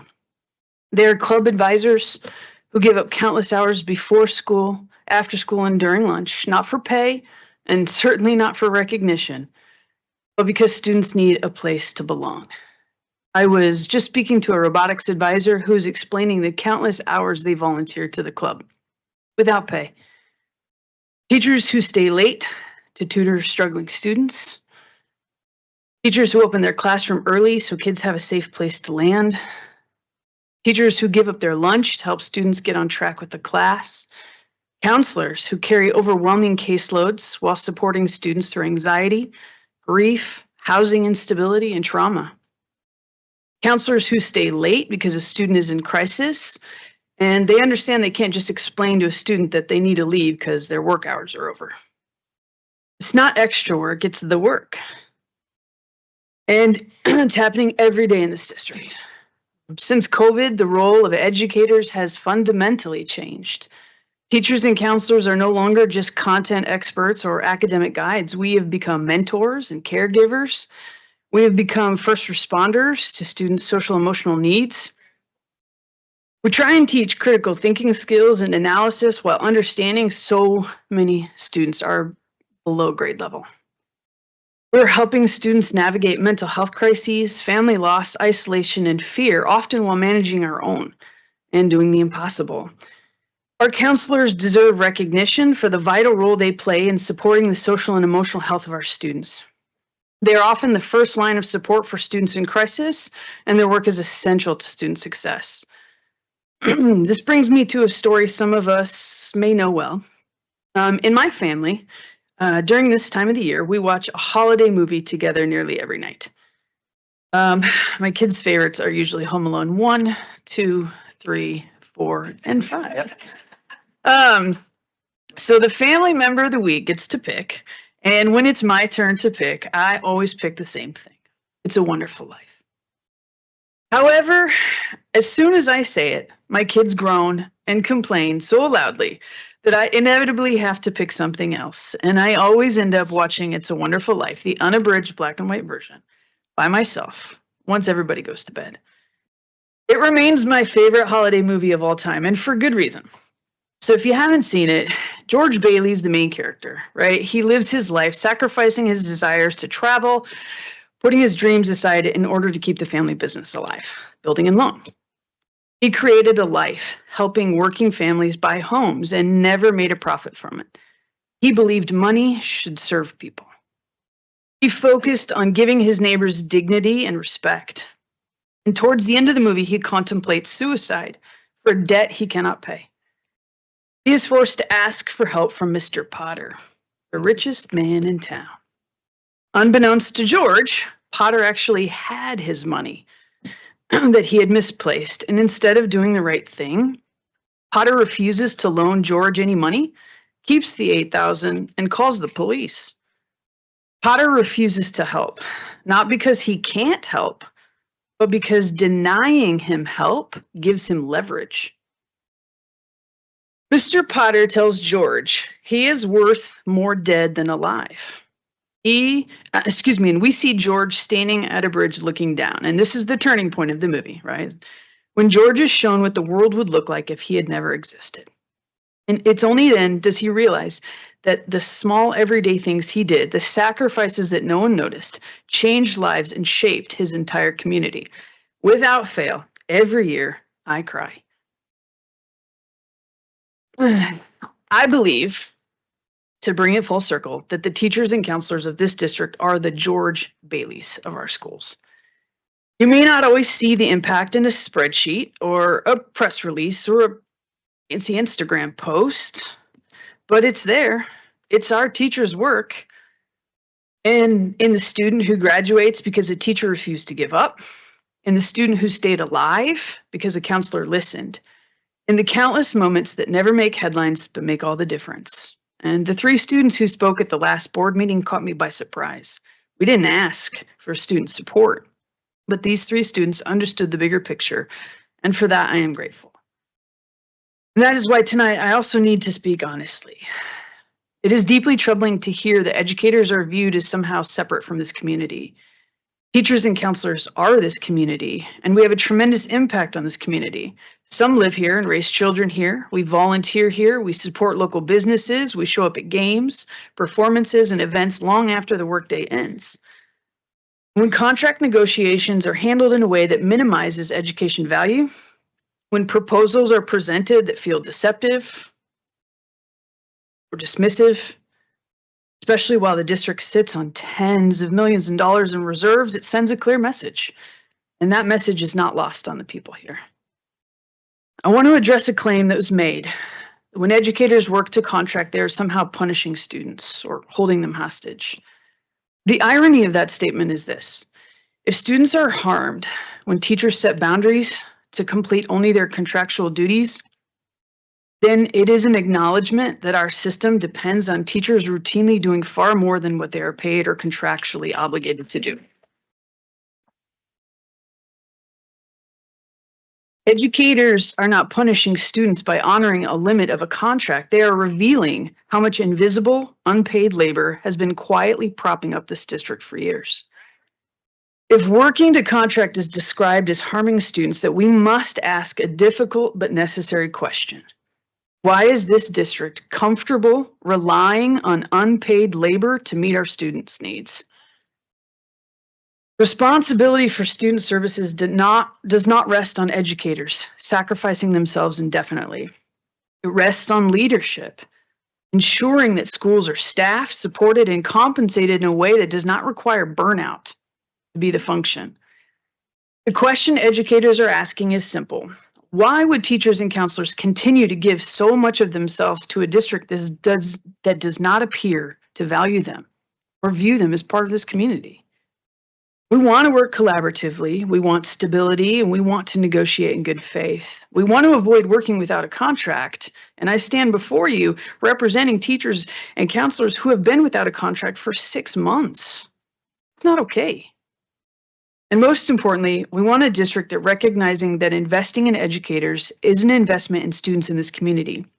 Just like my favorite character, George Bailey, educators rarely ask for praise, but they do deserve respect and they do deserve to be valued, not in your words, in your actions. Thank you.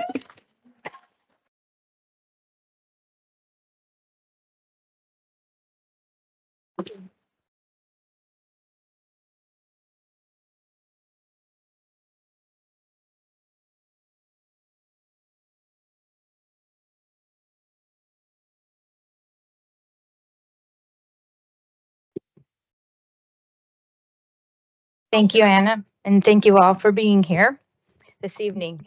Item E3 is comments from the public on non-agendized topic that lies within the subject matter expert of the board. Let's see. And want me to read this whole thing? Okay. The board shall limit the total time for public input on each non-agenda topic to 20 minutes. Generally, each person may speak up to 3 minutes at board discretion. In order to allow all persons to have an opportunity to participate if desired, the board may reduce the amount of time per speaker when necessary. Upon conclusion of all public comments or 30 minutes, the board will continue on to the next item of business on the agenda in order to ensure the board can effectively and efficiently conduct the district's business in public at this meeting. In the event more time is needed for public comments on non-agendized items to ensure all those wishing to address the board have an opportunity to do so, the remaining public comments will be heard at agenda item J1.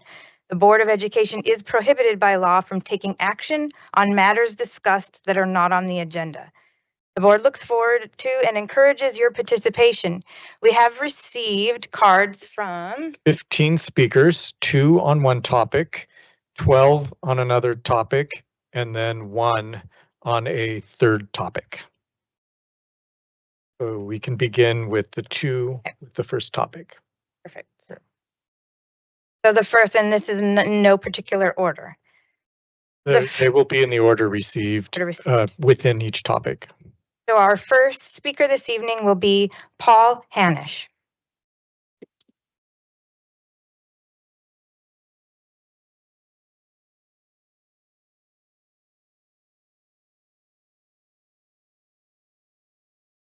Wanted to congratulate this board for the outstanding work this district has been doing in improving test scores. I did a little research online and saw that English scores have gone up over 1% and math scores over even more than that.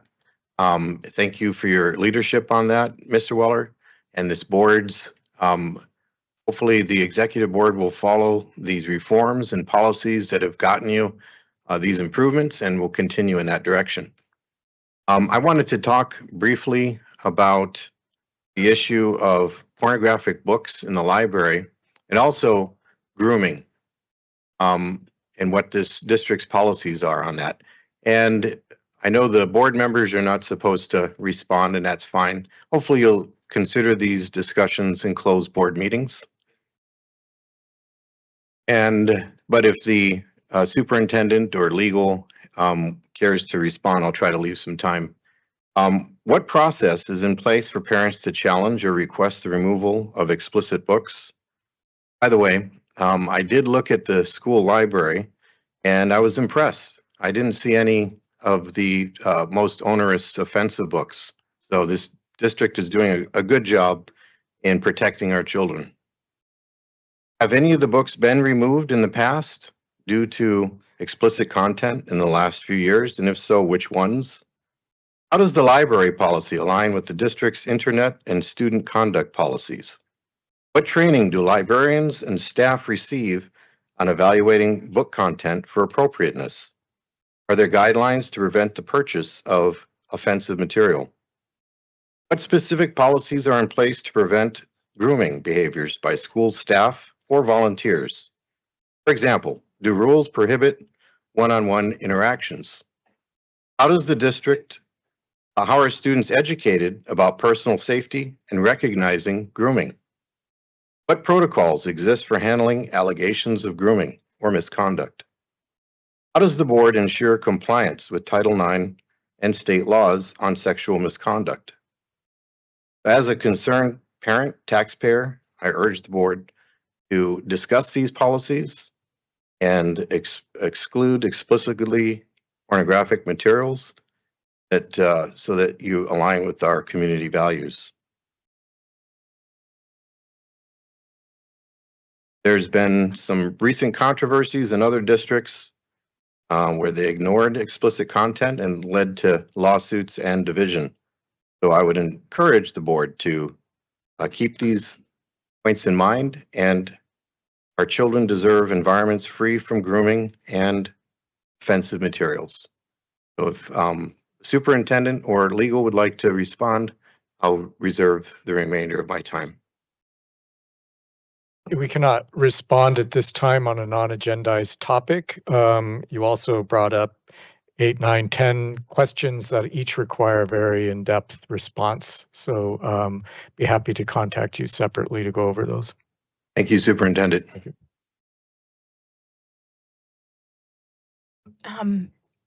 Way to have that, if that on from the screen so that the time thing can show up. I don't know, we're asking if there is a way for us to see the timer on the screen.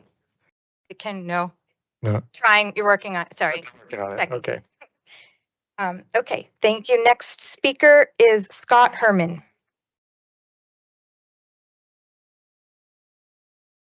Okay, thank you.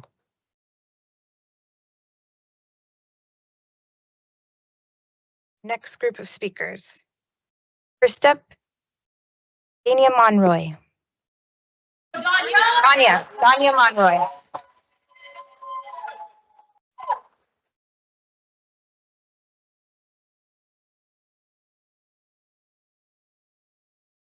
On deck is Ann Schwartz and Brenda Harris. Thank you. Good evening, board members. My name is Dania Monroy, and this is my 4th year in the district and my 9th year teaching overall. At Orange Glen, I've taught biology, physics, APID, and I am currently teaching anatomy and physiology. I love my job, my students, and my community. I'm here tonight because we have been without a contract for 6 months. A fair contract does not mean a raise for educators. It means being able to keep up with the cost of living. Educators are taking a pay cut when COLA is not met. On top of rapidly raising cost of living increases, the cost of healthcare is also growing at an alarming rate. The issue is personal for me. My son has a rare congenital heart condition, and affordable employer-provided healthcare is essential for my family. When district contributions fail to keep up with the rising medical costs, the burden is placed directly on teachers. That creates stress and instability and takes the focus away from our students. I'm a dedicated, qualified educator who wants a long, sustainable career serving my community. Stability matters for teachers and for students. The district has the capacity to act. With $43 million in reserves, this is not about affordability, it's about priorities. Investing in educators reduces turnover and directly supports student success. As a parent living in Escondido, I want to send my child to a school district that values its educators and treats them with respect.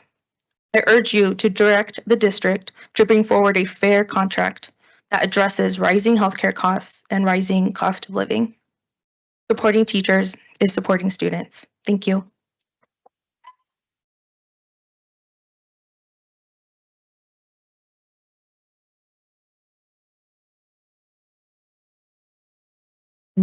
Ann Schwartz. Hi. Hi. My name is Dr. Ann Schwartz, and I have been in this district for 12 years, and I've been teaching for 17. It is Hanukkah tonight. I would like to be anywhere but here. I would actually like to be at home with my 3.5-year-old lighting candles. But it seems to me that we often do things on Jewish holidays, and that is what it is. So I am here instead of at my house. I am here because 10 years ago, and Christy, I think you were on the board at the time, I spoke about a day in the life of a teacher in Escondido, and I spoke about being a drama teacher and getting to school really early in the morning and leaving really late at night, and I talked through the whole day. And I want you to know that my days have changed because I have a 3.5-year-old now, and it is a different life that I am leading. Sorry, I lost my notes. My phone's gonna die because I'm a teenager. My life has changed, but I would like you all to know that I wake up at 6 a.m. We are out of the house by 7. I am at Del Lago at 7:30. I am there all day with the kids. I teach 6/5 contract, which means I do not have a prep, which means after my kid goes to bed at night, I am prepping for the next day. So I am putting in the hours. And I spend my days listening, seeing pictures of students' quinceañeras. I look at baby cousins. I listen to breakup stories. I see kids in the hallway who I haven't seen since last year who want to talk to me. And my whole day goes by and I go to the bathroom maybe one time.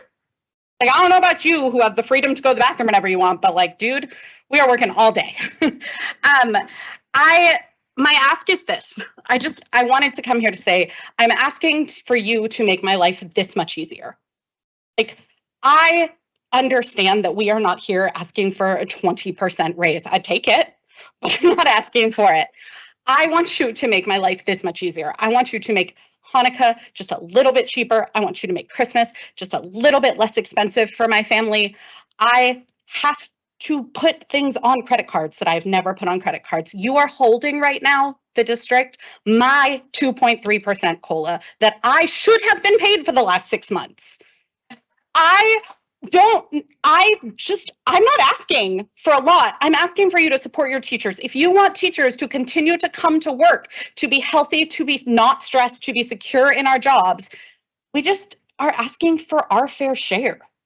We are going to continue to do the work because we cannot help ourselves.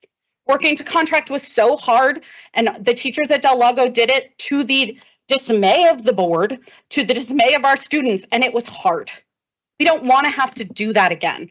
We are here to ask you to make our lives just this much easier, to direct our lovely district to pay us just what we are owed. Thank you so much for your time, and happy Hanukkah.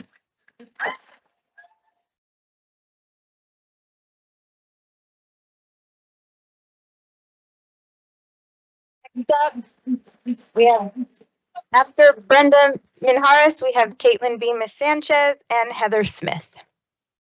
Hi. Brenda. Hi, my name is Brenda Minharis, and I began teaching in Escondido in 2014 after graduating UC Irvine's Master's in Teaching program. I chose to build my life here because I deeply care about this community and the power of public education. I come from an immigrant low-income family and have personally experienced how education can open doors that once felt permanently closed. That belief is what drives me every day as a 10th grade physics teacher and AP physics teacher and instructional coach, aka Science TOSA, at Orange Glen High School. I've coached robotics, advised clubs, served on leadership committees, and I invest hundreds of my own money into my classroom. I didn't just choose to work here. I bought a small home in 2021, and because I want to stay rooted in this community that I serve. But I want to speak honestly about what I've witnessed over my career, and it's painful to think about how many excellent teachers I've seen come and go, especially early career teachers who are talented and passionate and committed, but ultimately burn out and are forced to leave. When I look back at my original cohort of hires, very few of us remain, and in many ways I feel like a survivor. I also want to share something difficult to admit. I hope to start a family soon, and right now that decision feels financially uncertain. Despite living modestly, I'm essentially living paycheck to paycheck. It's not about lifestyle choices, it's about compensation and not keeping up with the pace of the cost of living in the community that I serve. For the past 6 months, teachers have been working without a contract, and teachers have shown good faith and flexibility throughout this process. What we're asking for is not excessive, it's realistic. This district's current offer does not keep up with the cost of living adjustment, or COLA. An ongoing increase of 1.75% is effectively a pay cut.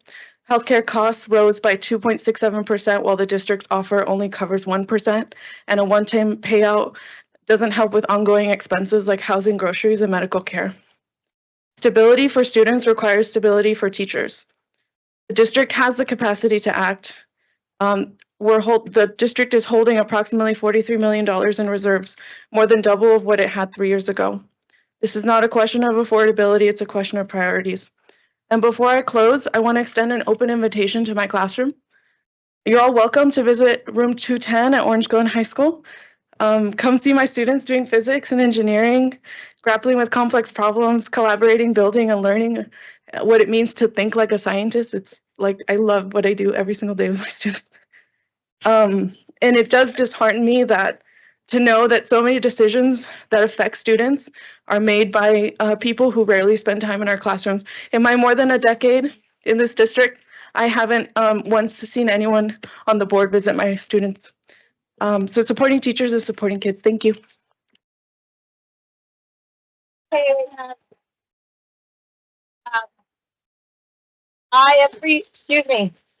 I appreciate your enthusiasm, but we cannot have this between every single speaker. So if we can limit the vocal support in between each speaker, we can do snaps or whatever, but it will delay the meeting that much longer. So I'd like to ask if in between each speaker, you would kindly clap once, or we're all very supportive of everyone speaking. Thank you. Caitlin, thank you. Hi, my name is Caitlin Beamer Sanchez. I'm an English teacher at Orange Glen High School. I have been in EUHSD for the last 4 of the 9 years of my career. I have loved my time in Orange Glen High School. I love serving the community of Escondido. I care deeply about the quality of teachers and the educations that we give to the children of this community. I'm speaking today to support our teachers and our counselors who show up every day to support students. We are on the front lines of education. We see students daily through the good days and the bad days, putting their learning as well as their health as the first priority of our day. Like Michael Santos shared, the teachers and counselors are the ones whose hard work is making the biggest impact on our students. We are the ones who are making students feel safe, seen, and welcome in the classroom. We help them to understand their power as lifelong learners. We are also the ones who take district initiatives and put them into action, taking theory and ideas and creating practical solutions and plans. We are the ones who move CAST scores, AP scores, and create opportunities to win Golden Bell Awards through our labor. And from the district, we face barriers. Not enough subs when we're trying to run a professional development, lack of funding for field trips, lack of opportunity to time card for the work outside of our contract, which a lot of the times we're going to end up doing anyway. And all of this with $43 million in reserves for all of our labor The district is offering us less than COLA and a fraction of our healthcare costs. How are we supposed to show up and be the best we can when we are one health emergency away from bankruptcy? When we fear losing our housing because we can't afford our mortgage or our rent, because for me, I can't imagine buying a house right now. And it's just me, my husband, and 2 cats. Our students deserve high quality educators, and educators are highly qualified professionals who've spent years in school to give back, but they also have to feed themselves, clothe themselves, eventually grieve their loved ones, support their families, and take care of their own health.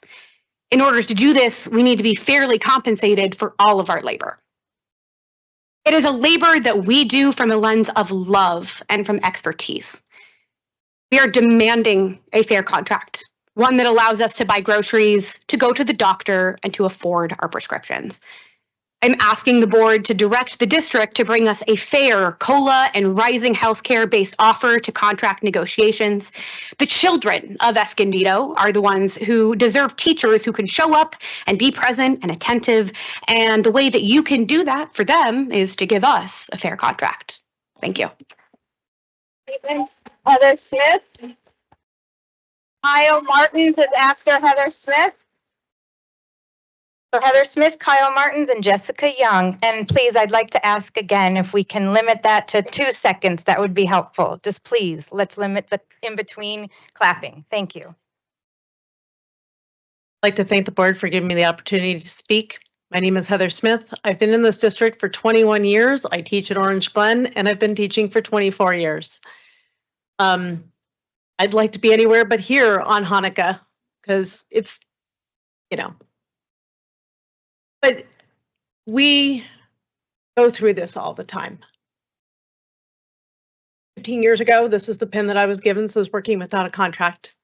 This pin, about 10 years ago.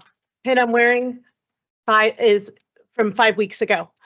Why do we have to do this all the time? I keep this in my car because it comes out so often. This one stays in my desk because it comes out so often. Why do we have to do this? In the 21 years I've been in this district, I've lost count of the number of times we've gone through months without a contract. I love this district. I always said when I found the right school, it would feel like home. My colleagues are some of my best friends. They're family to me. My own kids call them Tia.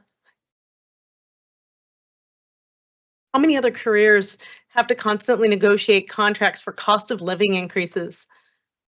Most other jobs automatically give raises. With rising costs to healthcare and food, we need a contract that's going to support our teachers so we can support ourselves, support our families. We love what we do. We love our students.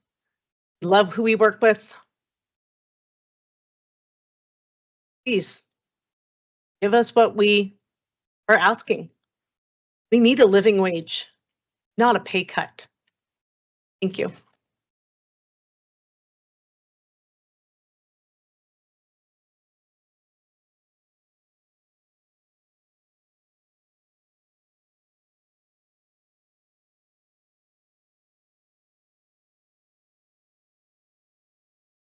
After Jessica, I'm sorry. My microphone was not on. Kyle, you are here? Kyle Martins is here. I do see. There you go. Hi, I'm Kyle Martins. I've been teaching at Escondido High School since 2017. This is my first teaching job. EHS is the only school I've worked at since earning my credential, and I like to keep it that way. I really would. I teach social studies, including American government, and I'm always telling my students to, go out there and get involved in local government and politics. I guess it's time for me to put my money where my mouth is and do the same and come up here and talk to you guys. So I chose to build my career here in Escondido because I value this community. I value consistency. I value stability. And I really like the people I work with. But as you know, for the past 6 months, we educators have worked without a contract. During that time, ESTA has continued to engage and make adjustments to reach an agreement. What we're asking for tonight is not conflict, but clarity and direction so schools can plan responsibly and move forward. From a practical standpoint, the district's current offer does not keep pace with basic cost increases, as you guys know. Ongoing salary portion remains below COLA. It's not a raise, it's falling behind. Healthcare costs have increased, while the district proposes covering only a fraction of those, shifting predictable, ongoing costs onto their employees. I'm proud to say that I have a 19-month-old daughter, Sophia. And like many families, we budget carefully. My wife makes sure of that. But when compensation doesn't keep up with inflation, and when healthcare costs rise faster than coverage, it creates uncertainty for educators like me and our families. One-time payouts are not going to solve our problems because they don't help us plan for the ongoing expenses that we have to deal with. At the same time, as you guys know, the district's financial reserves have grown from 21 million to 43 million in 3 years. And on one hand, that reflects some sort of careful planning and conservative budgeting on their part. But reserves exist to ensure stability, especially during moments when retention and staffing are under pressure. Investing just a portion of those reserves to bring compensation in line with COLA isn't reckless spending. It's a strategic use of savings to maintain workforce stability. Losing experienced teachers and counselors is far more costly than retaining them.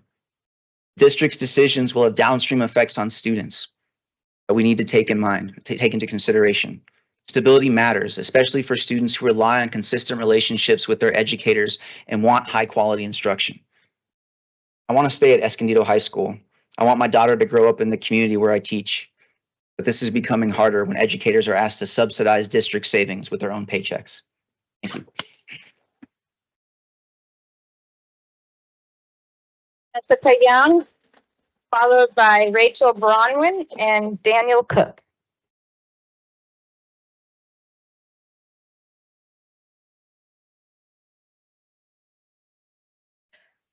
I know you all know who I am, but for those of you new to this rodeo, my name is Jessica Young, and I've spent the last 18 years teaching in this district, 8 of those as your ESTA Vice President, several more as a site rep, and as a bargaining team member. My partnership with UHSD is actually the longest running relationship I've ever had, and probably the most dysfunctional too.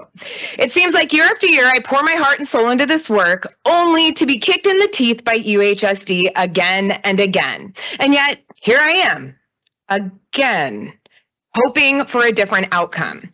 I teach CTE courses, those things that we like to celebrate so much. That means every day I help students build careers, confidence, create a sense of who they can become. I'm also the teacher that is continually called upon when the school or the district needs something to make them look good. Photos of students at events, national recognition, graphics, or something special that they're promoting, like all of those photos that were in Principal Santos's presentation that ran uncredited, that were my students' work. And let me be clear, I love this work. I love my kids, many of whom spend more time in my classroom than they do at their own home, and refer to my husband as their yearbook dad. But I know I've built something incredible, and I'm proud of that. But what I don't love is being told that loyalty to this district should come at a personal discount, or that I should accept less than what I'm worth to show that I care.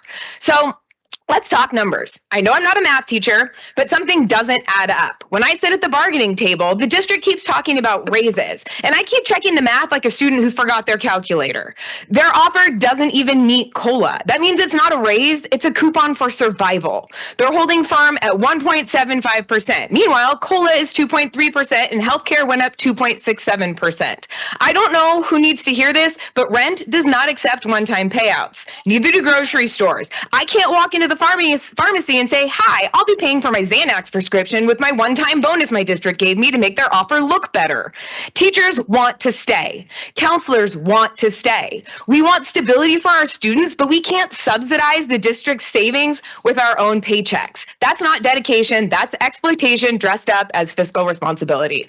And speaking of savings, the district keeps warning that paying educators fairly will drain the reserves. Cute story, but the math disagrees. 3 years ago, the reserve was $21 million. Today, it's $43 million. That is the reserve doing the financial equivalent of flexing in the mirror. And somehow we're supposed to believe that investing in educators would make it crumble? No. Budget choices are value statements. And right now, your statement is we'd rather hoard money than support the people who teach, counsel, lift, and steady our students every day. You're telling us the work we do has no value to you. You cannot say you support students while undercutting the very people who make student success possible. Special education, VAPA, CTE, counselors. These are not optional accessories to a school system. These are the programs that help kids find belonging, creativity, healing, identity, and opportunity. Yet valid requests for SPED support were brushed aside. Valid requests for recruitment time for CTE and VAPA were dismissed. And realistic, COLA-based increases to salary were rejected with, this is our package deal, take it or leave it. I have 3 paragraphs left and I talk fast. That's going way over. I'm sorry. Can you wrap it up in 1 sentence?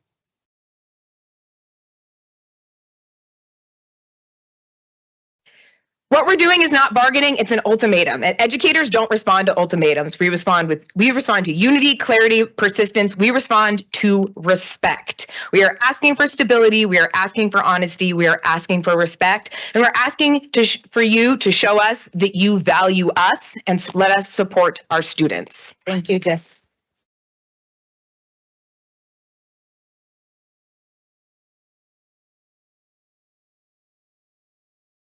Rachel Bronwyn, Daniel Cook, and Mike Sovacom.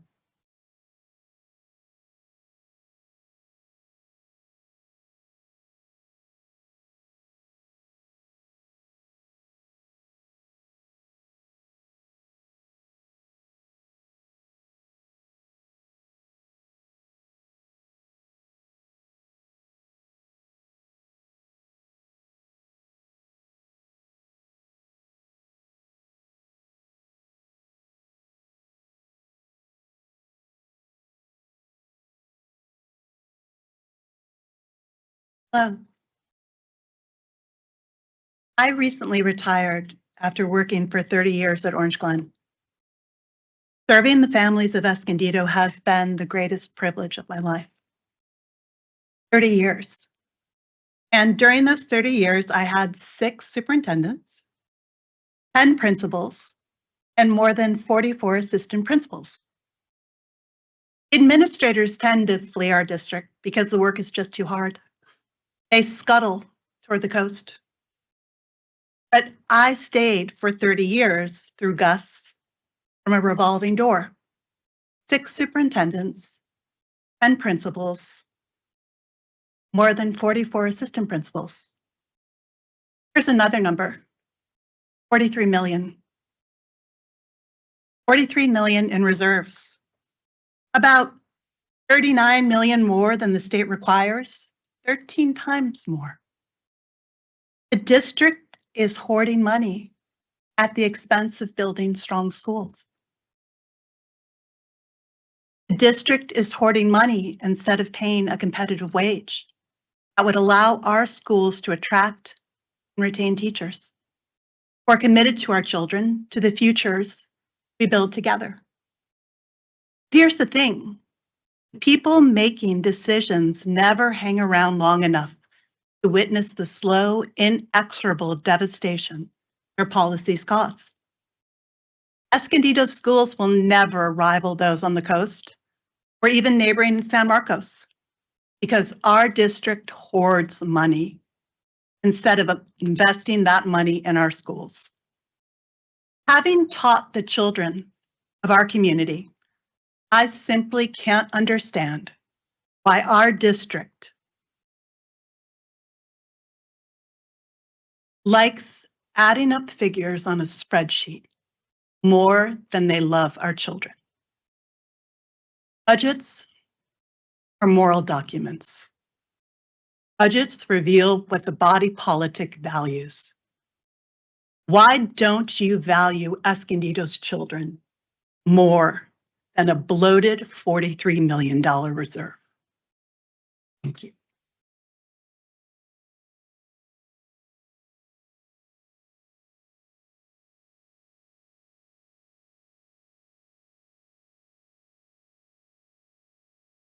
Daniel's next. Rachel, I want to thank you for your service to this community and the lives of the children that you've touched over the years. Thank you, Rachel. Daniel, thank you. Good evening. My name is Daniel Cook. I am a lifelong Escondido resident, an Orange Glen High School alum, and a high school educator. I am here to address the board this evening to express my deep and abiding concern over whether it is fulfilling its obligation to support the teachers, students, and schools of this community. It has been brought to my attention that in the negotiations between the board and the teachers union, the board has proposed that teachers pay for their own health insurance as a cost-saving measure, and to do so when the district currently retains over $40 million in its reserves. What language am I to use to understand or describe this situation? Greed? Mendacity? Depravity? My wife is a teacher in the district. She is pregnant with our third-generation Orange Glen patriot, and we depend on employer-provided health care. I am under the presupposition that this body exists to help solve problems in the community, not create them. But depriving my pregnant wife of health care will create problems, not solve them.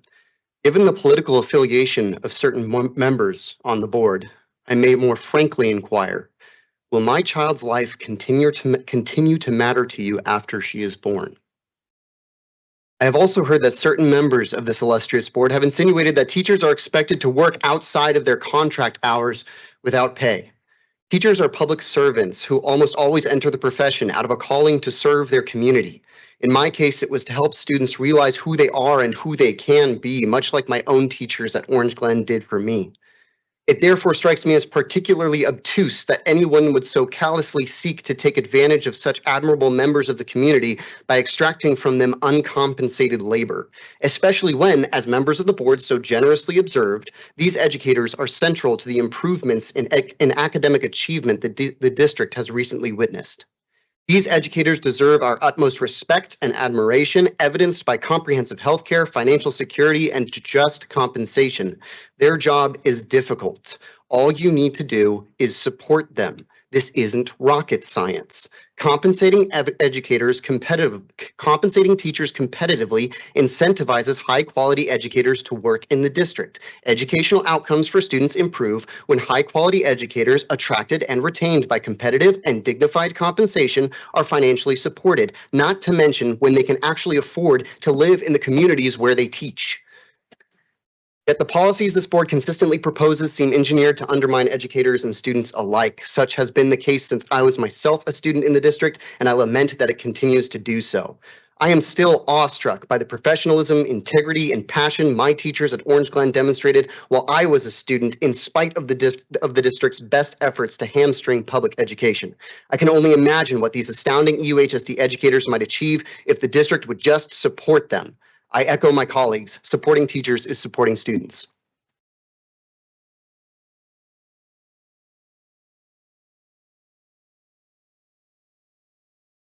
Mike Sokol, followed by Joe Gellermini and Caroline Potter. Is it me? I couldn't. Yes, Mike Sokol. And I had something to say to the lad that was asking about censorship, and we have the First Amendment, so I just wanted to respond. I think he left, though. Good evening, President Knight, Madam President, Board and Cabinet, distinguished guests, meaning members of ESTA and CSEA Chapter 219. I spent quite some time thinking about what to say to the board tonight as I was pondering the myriad of issues that impact our community. I started thinking about my younger colleagues, I'm the old guy now, who were walking the picket line in front of Orange Glen last week, and how the faces had changed, but the signs they were holding had not, literally. Think about that for a second. My colleagues who were in high school, middle school, and even elementary school, the last couple times we picketed in 2012, 2016, 2018, were now picketing with me with the same damn signs that I was holding when they were in school. It dawned on me at that point that the main problem plaguing our community is how our board and cabinet view our teachers and counselors. The paradigm, if you will, of how you view educators and our role in our community is flawed. And the signs tell the story. Quote, large reserves don't educate students. Quote, our communities deserve valued educators. Quote, value education, value educators. The signs not only tell the story, they also shed light on the problem, which is how you view us. How do you view us? Well, we still don't have COLA on the table, and we sure as hell don't have it in our pockets to buy groceries and gas in the so-called golden era. And as such, we've taken effective pay cuts since August every time we shop for our families. That COLA, which should be in our pockets to keep our head above water with the high cost of living, sits instead in your bloated reserve. Speaking of the reserve, as Jessica mentioned, it's doubled the last few years in spite of the projections that it would decrease. So while you all sit high on the mountaintop of a 40+ million reserve, we have to pick it, work to contract, make tough choices for our families as it pertains to our finances.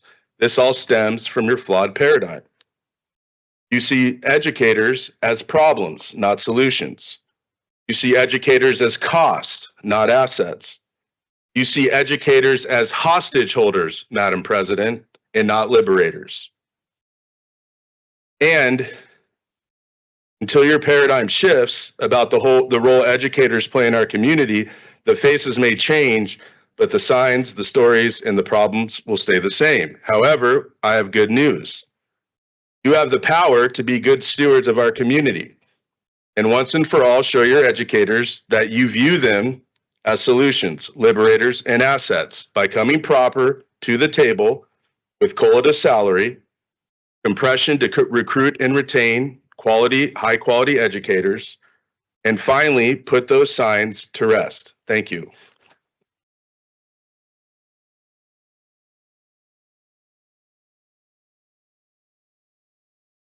And Mike, for the record, just so you know, I would not use the word hostage. That is not trauma informed. So just to clarify, I did not use that word. Joe Gellermini is up next, and then Caroline Potter, and then we're going to take a restroom break.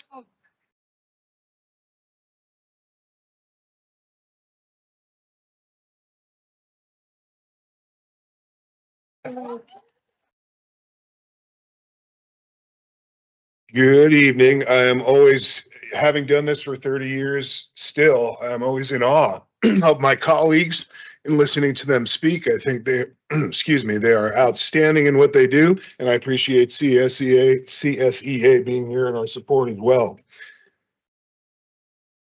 During negotiations and tonight, ESTA has made it more than clear that anything less than COLA to salary and district payment of the increased cost of insurance benefits is in fact a pay cut. While it is incredible nonsense that a district with over $40 million in reserves, have you guys heard the district has over $40 million? They do, and you've heard it's over doubled in 3. Yeah, I guess they're all aware of that, huh? This community is becoming more and more aware that those reserves represent a misrepresentation of facts from this district and from this board to the community. It is absolute absurdity that this same district that has had the nerve to withhold our teachers' state-provided salary increase of 2.3% COLA, while they continue to play games by presenting bad faith proposals to ESTA at the table and deceptive narratives regarding negotiations to the district and the school board.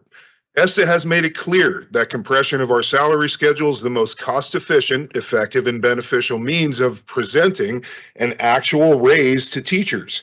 I've spoken directly to this board numerous times this fall regarding this and sent this board many documents showing this information. According to the district, compression will cost about 2% this year. The one-time cost of compression to the district this year would be paid for by using the district's appallingly bloated reserves.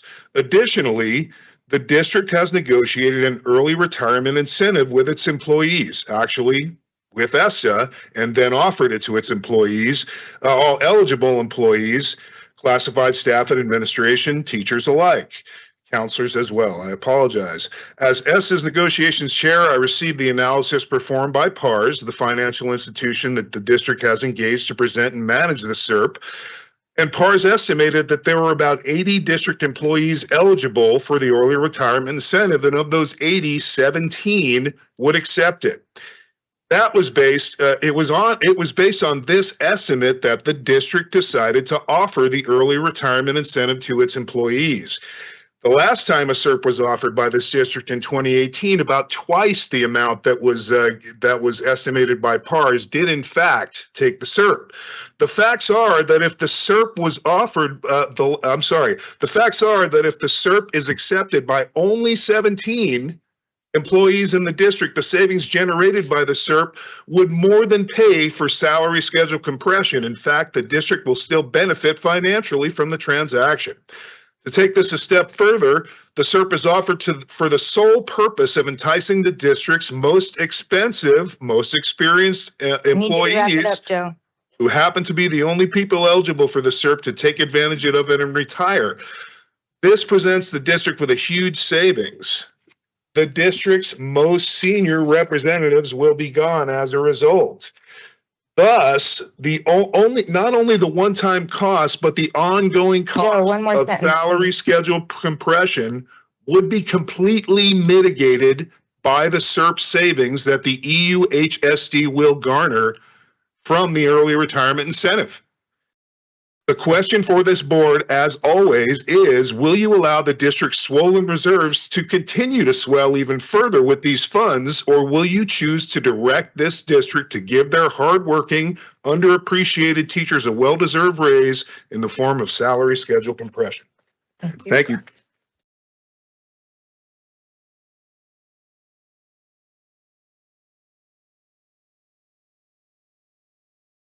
Fine.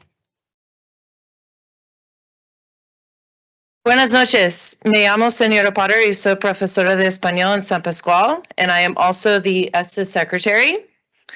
I have been in education for 26 years, and you know what? I'm a little upset. Now, you might be wondering, why am I dressed like this? Okay? I wanted to show you the pajamas that I wear every Sunday morning to do hours of grading for my students so they can take retakes and test corrections the following week. I wanted to show you the pajamas that I wear to upload grades to Synergy over the weekend during my time. I wanted to show you the pajamas that I wear to do lesson plans for the next day when I'm supposed to be at the district office doing curriculum writing. The reason why I do this is because of passion. I have passion for my students. I have passion for teaching a world language to the next generation, which, by the way, they will need Spanish 100%. I have passion for the success of our community. And I bet you if I look around, I will see a slew of teachers that are also passionate about this jobs and all of the extra stuff that we do. Are you guys passionate about what you do? There you go. All of these people that you see here tonight are passionate about what they do. All of the extra stuff that we do. We deserve every single cent that we are asking for. We deserve the right to not worry about how we're going to pay the bills at the end of the month. We deserve an affordable salary and health benefits that are not going to break the bank. We deserve to be compensated for all the extra stuff that we do for our students. I strongly encourage you to push the district to settle a fair and just contract and not to stall any longer. The past few months have been ridiculoso in terms of how negotiations have been, and enough is enough. Yeah, suficiente. We are passionate about what we do, and we deserve everything that we're asking for. Thank you very much. We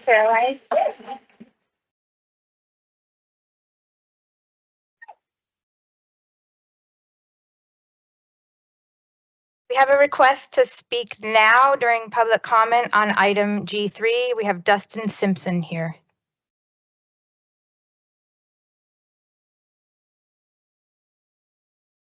It should probably be this one that everybody's talking about, but, so I'm here in support of the teachers. I'm a classified employee and they should be given fair wages. As someone who has been both a student and now an employee in this district, I've seen firsthand the dedication, passion, hard work of our teachers and staff. They do more than just teach. They guide, mentor, and support students through challenges, helping shape not only their education, but their futures. Despite their timeless commitment, many of these educators and staff members are not compensated in a way that reflects their true value. Their work often goes beyond the classroom. They spend countless hours preparing lessons, supporting students emotionally, and fostering an environment where every child can thrive. Investing in our teachers and staff isn't just the right thing to do, it is essential for the success of our students, and fair wages helps attract and retain top educators, motivates them to continue giving their best, and ensures that every student has access to quality teaching and support. Our schools are only as strong as people who run them every day. When we value and support our teachers and staff, we're investing in our students, our community, and the future of this district. I urge our district leaders to take the meaningful steps to properly compensate those who give so much, because our educators are supported. Everyone benefits: our students, our schools, and our community as a whole.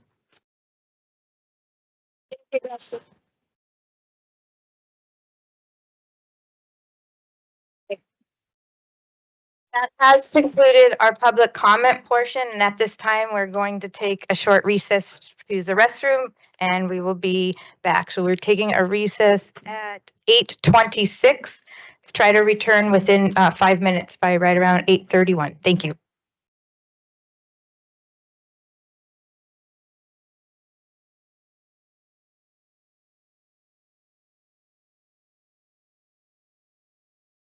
Good.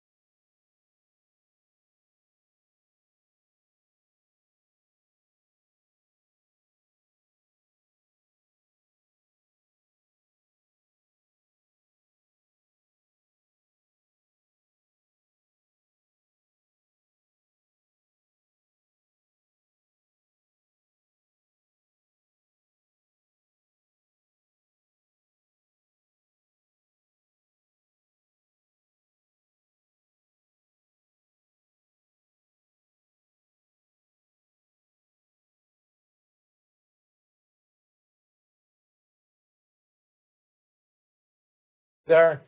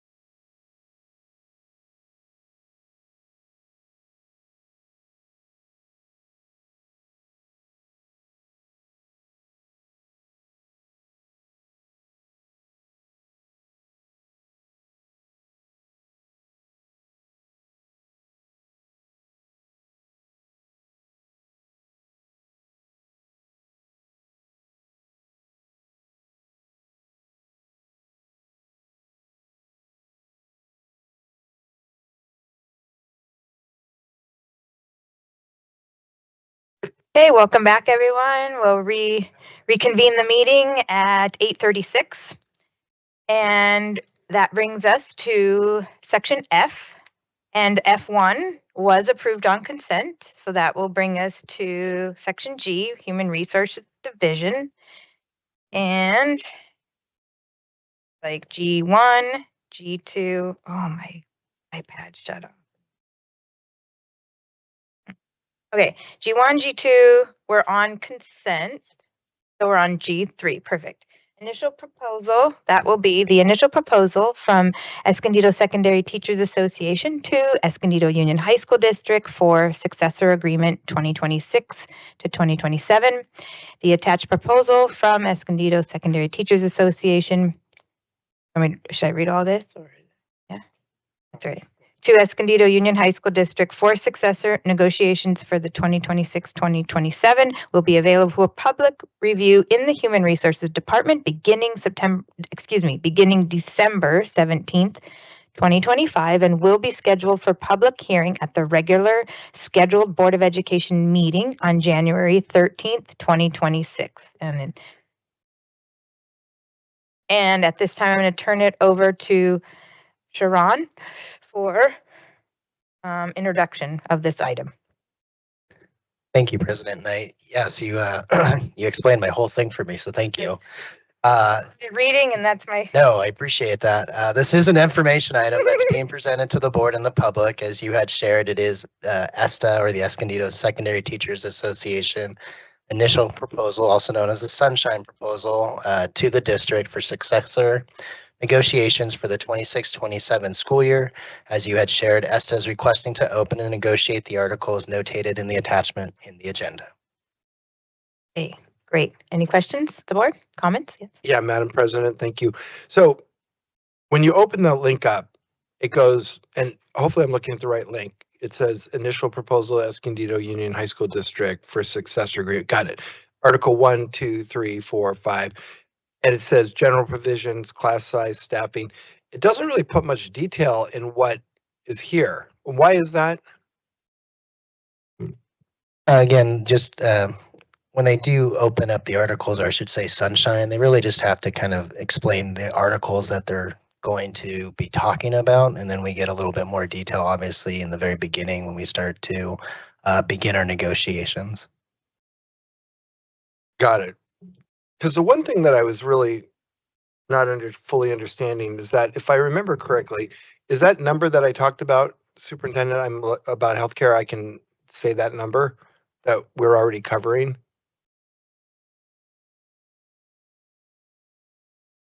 Okay, well, to my understanding, we will cover up to $19,000 of their annual healthcare costs, right? Like, I'm sitting here and it's making it sound like we don't cover their healthcare costs and that our requests are high. So we'll cover up to the initial 19,000, depending on if they're single, married, or family. I'm not missing anything, right? We don't necessarily, we have a negotiated cap with our unions.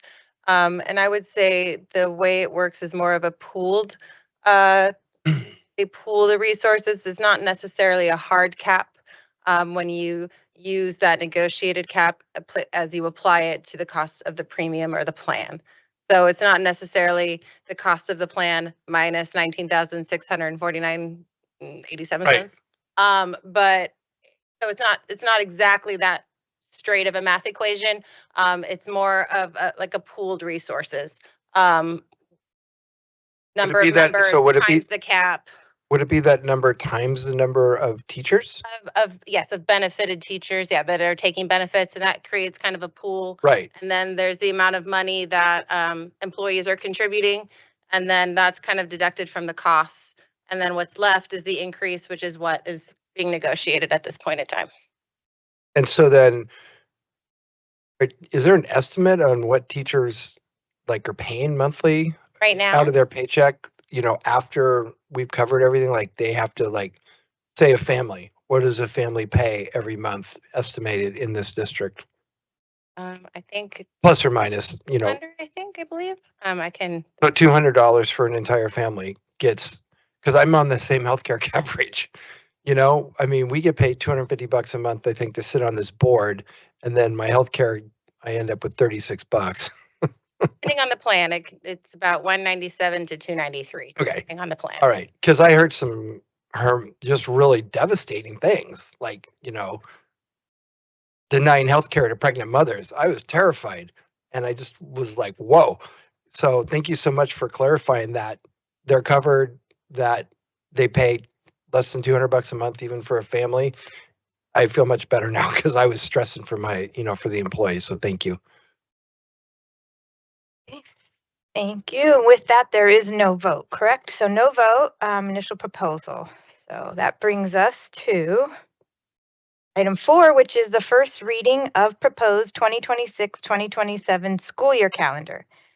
And I will also turn it over to Sharon to discuss the proposed school calendar for next year. Thank you. Thank you. This item is being presented to the board tonight as a first reading. This is the proposed student academic calendar for the 26-27 school year. This recommendation comes from our district calendar committee, which is made up of parents, certificated, classified, and administrative representatives, as well as representatives from the Escondido Secondary Teachers Association and the Classified School Employees Association.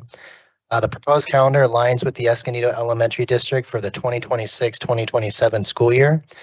The district calendar committee will reconvene at the beginning of next school year to develop the school year calendars for the 27-28 and the 28-29 school years. The final adoption of the 26-27 student calendar will occur at the January board meeting. Great. Thank you very much. And thank you for the efforts to work alongside the elementary district to keep these calendars aligned for families that have students in both districts. I know it's not easy, and I know it challenges our semester and how that semester breaks down. And it might be a little more challenging at the high school level, but thank you for those efforts. And we're hopeful our elementary district partners will come alongside and potentially work with us on those dates as well. So putting that out there, that's great. Thank you. So we'll move on to the business services division. And items H1 through H6, we're all on consent. So that would bring us to 7, which is 2. There. Adopt resolution number R 2025-2026/14, approving the annual and 5-year developer fee report for the 2024-2025 in compliance with government codes sections 6606 and 66. Oh wait, that's a much larger number. 66006 and 66001. My eyesight is getting worse. I'm going to need to start bringing my readers in here. Okay, I'm going to turn it over to Amanda for this. Thank you.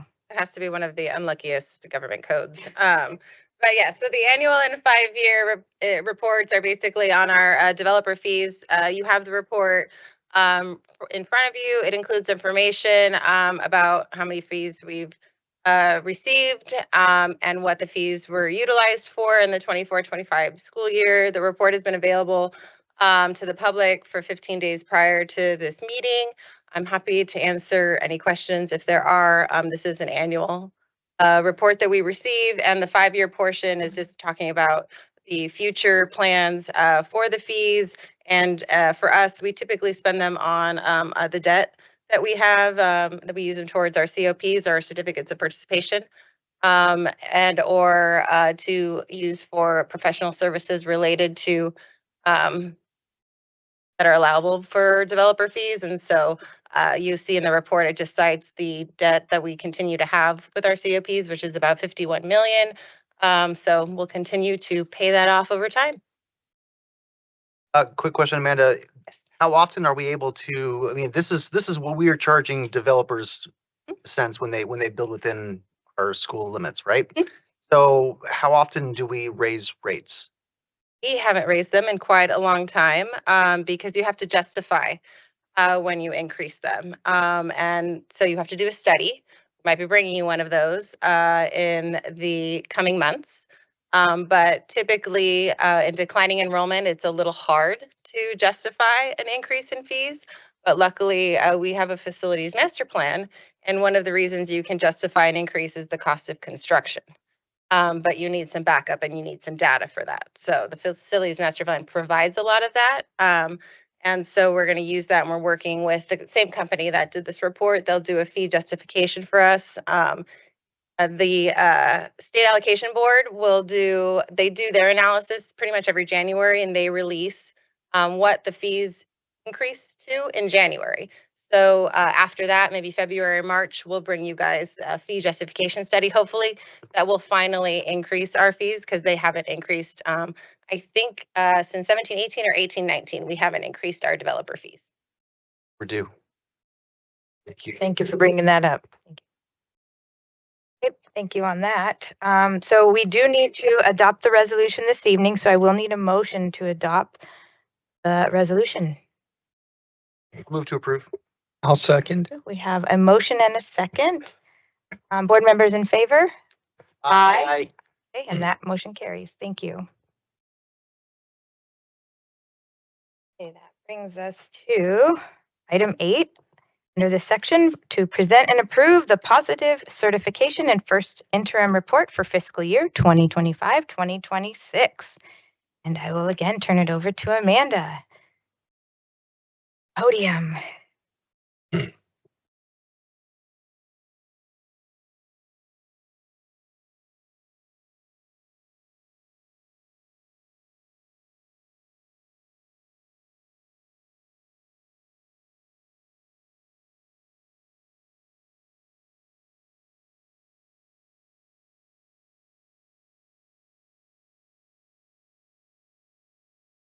Now it is.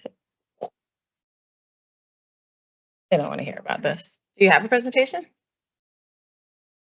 Well, that's not cool. I have one. I can. It's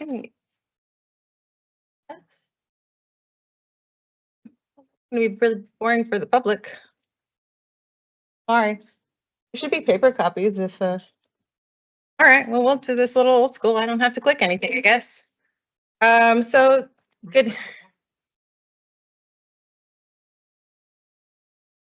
That is the developer fee report.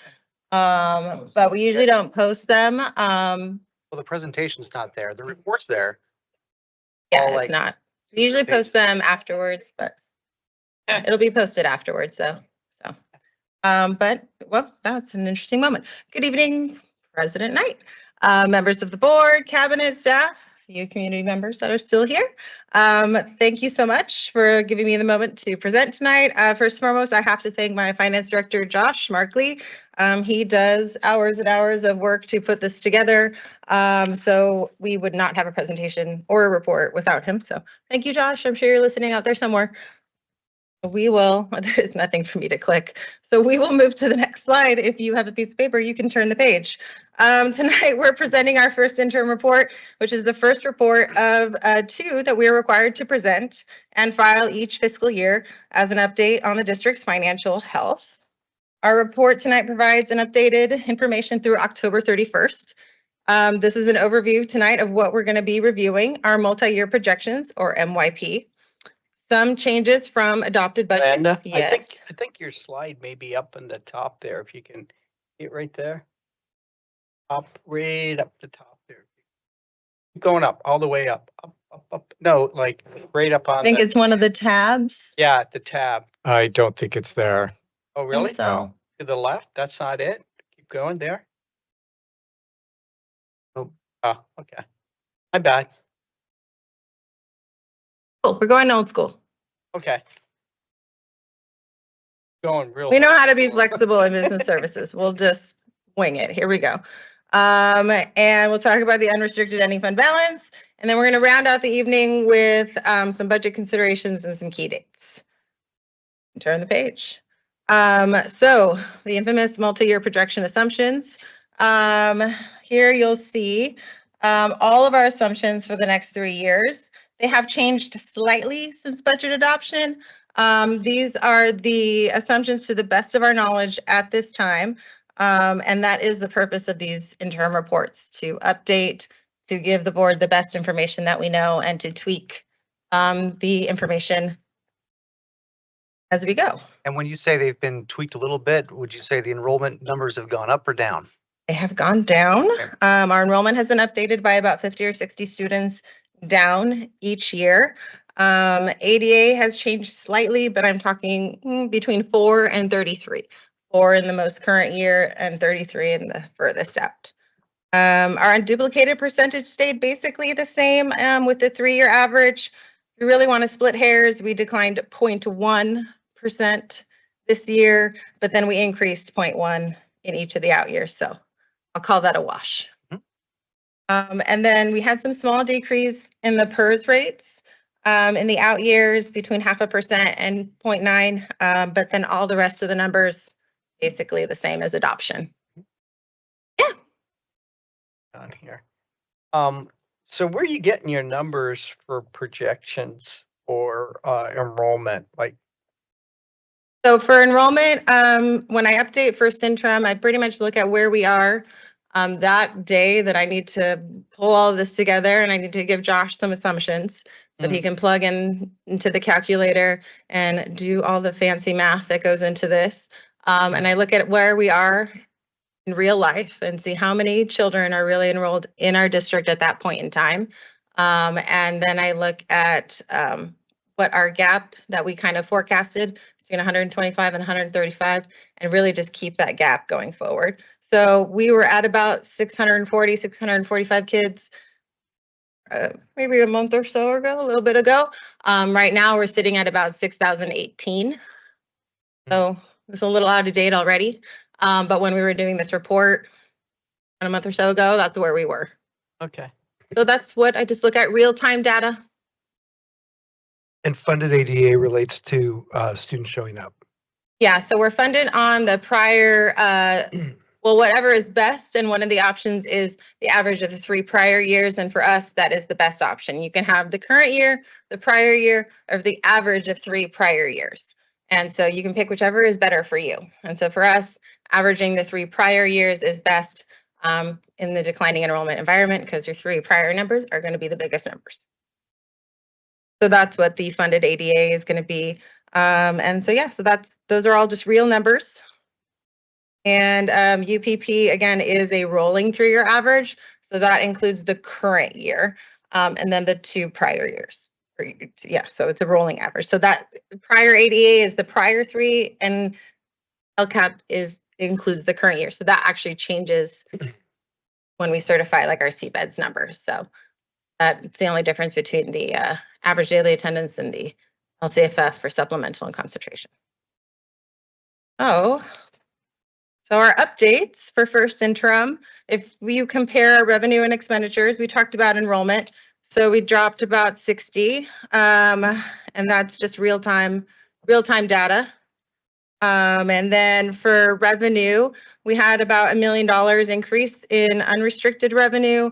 That's basically a little due to LCFF. About $500,000 is due to a STRS excess payment. And basically that is when our certificated staff works in excess of 1.0. So we've heard some 6/5 teachers here, or time carded time. So that time doesn't necessarily go to, it's beyond a 1.0 FTE. So there's a difference in the STRS rate that's charged. And so that gets actually refunded. The rate is actually lower on the excess. So that gets actually refunded to the employee and to the district, but in the following year, because it takes time. That actually goes to the county refunds to the district and the employee. So remind us what the 1.0 is. Is that like 1 hour? Full-time equivalent. Okay. So like full-time teachers, 5/5 is each 5 sections of class with their prep. And if they teach during their prep period, that's a 6th class that they're teaching. So that 6th class would be extra.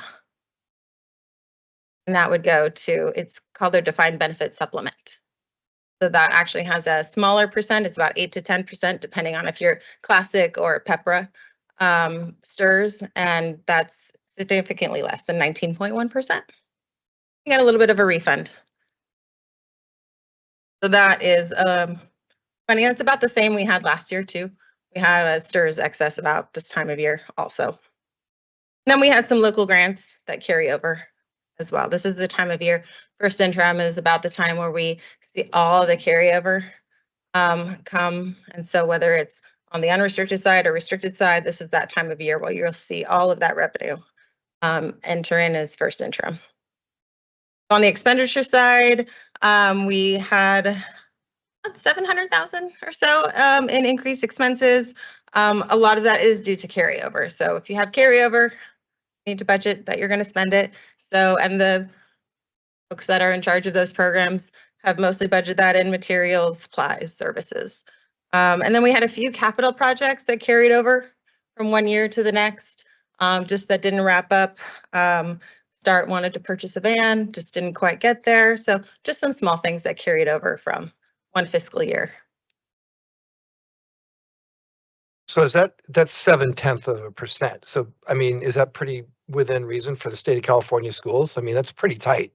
I don't think there's a standard, but yeah, for this, I don't think, I wouldn't call this on the unrestricted side necessarily very significant, especially most of it's due to carryover. Yeah. It's not like we had, revenue raining down from the sky, or anything, but it's mostly programmatic carryover that, whether it's our school sites, we have some accounts, libraries, donation accounts, our Medi-Cal funding that we allow them to carry over in their school site funds. So, that they use for different programs or different uses or professional development. So we just allow those to carry over in their site funds too. So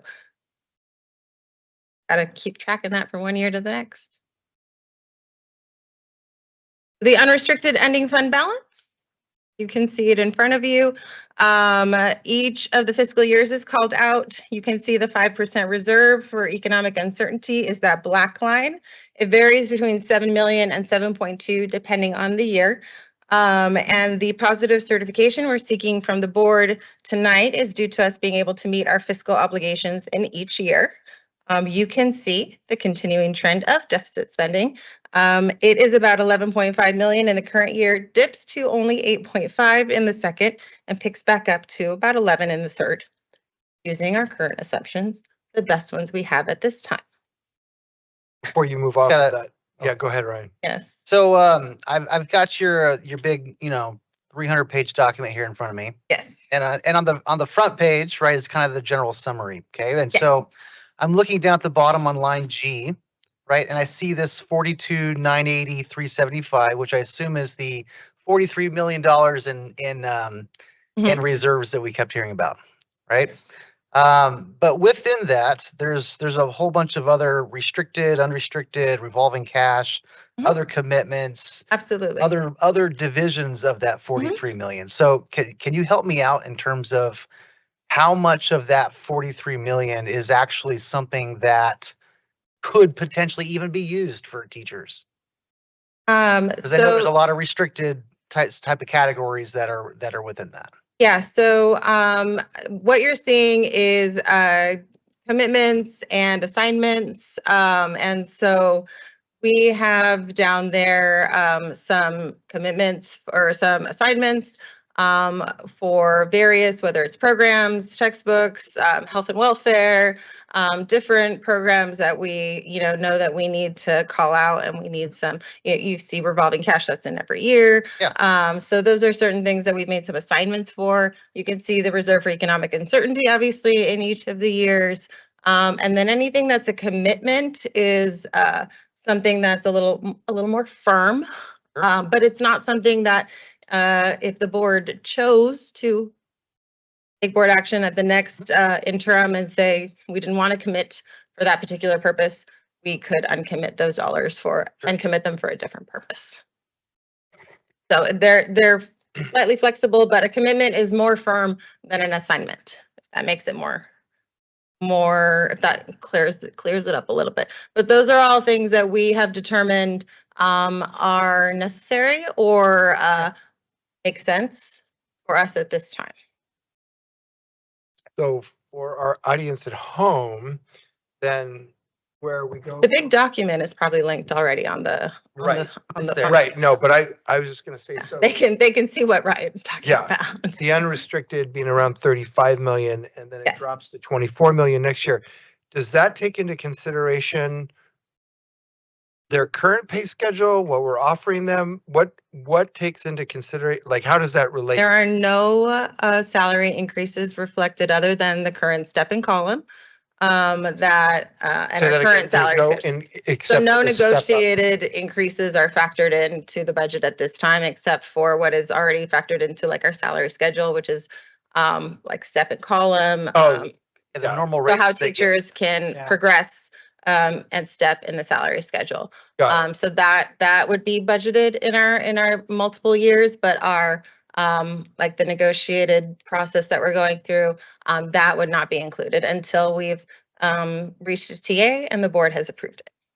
So potentially, if we gave them something, what they're looking for, like in the 2 out years, we would be below the 5% economic uncertainty. Like If we give them what they're looking for. yeah, I know we can't say anything out in public, but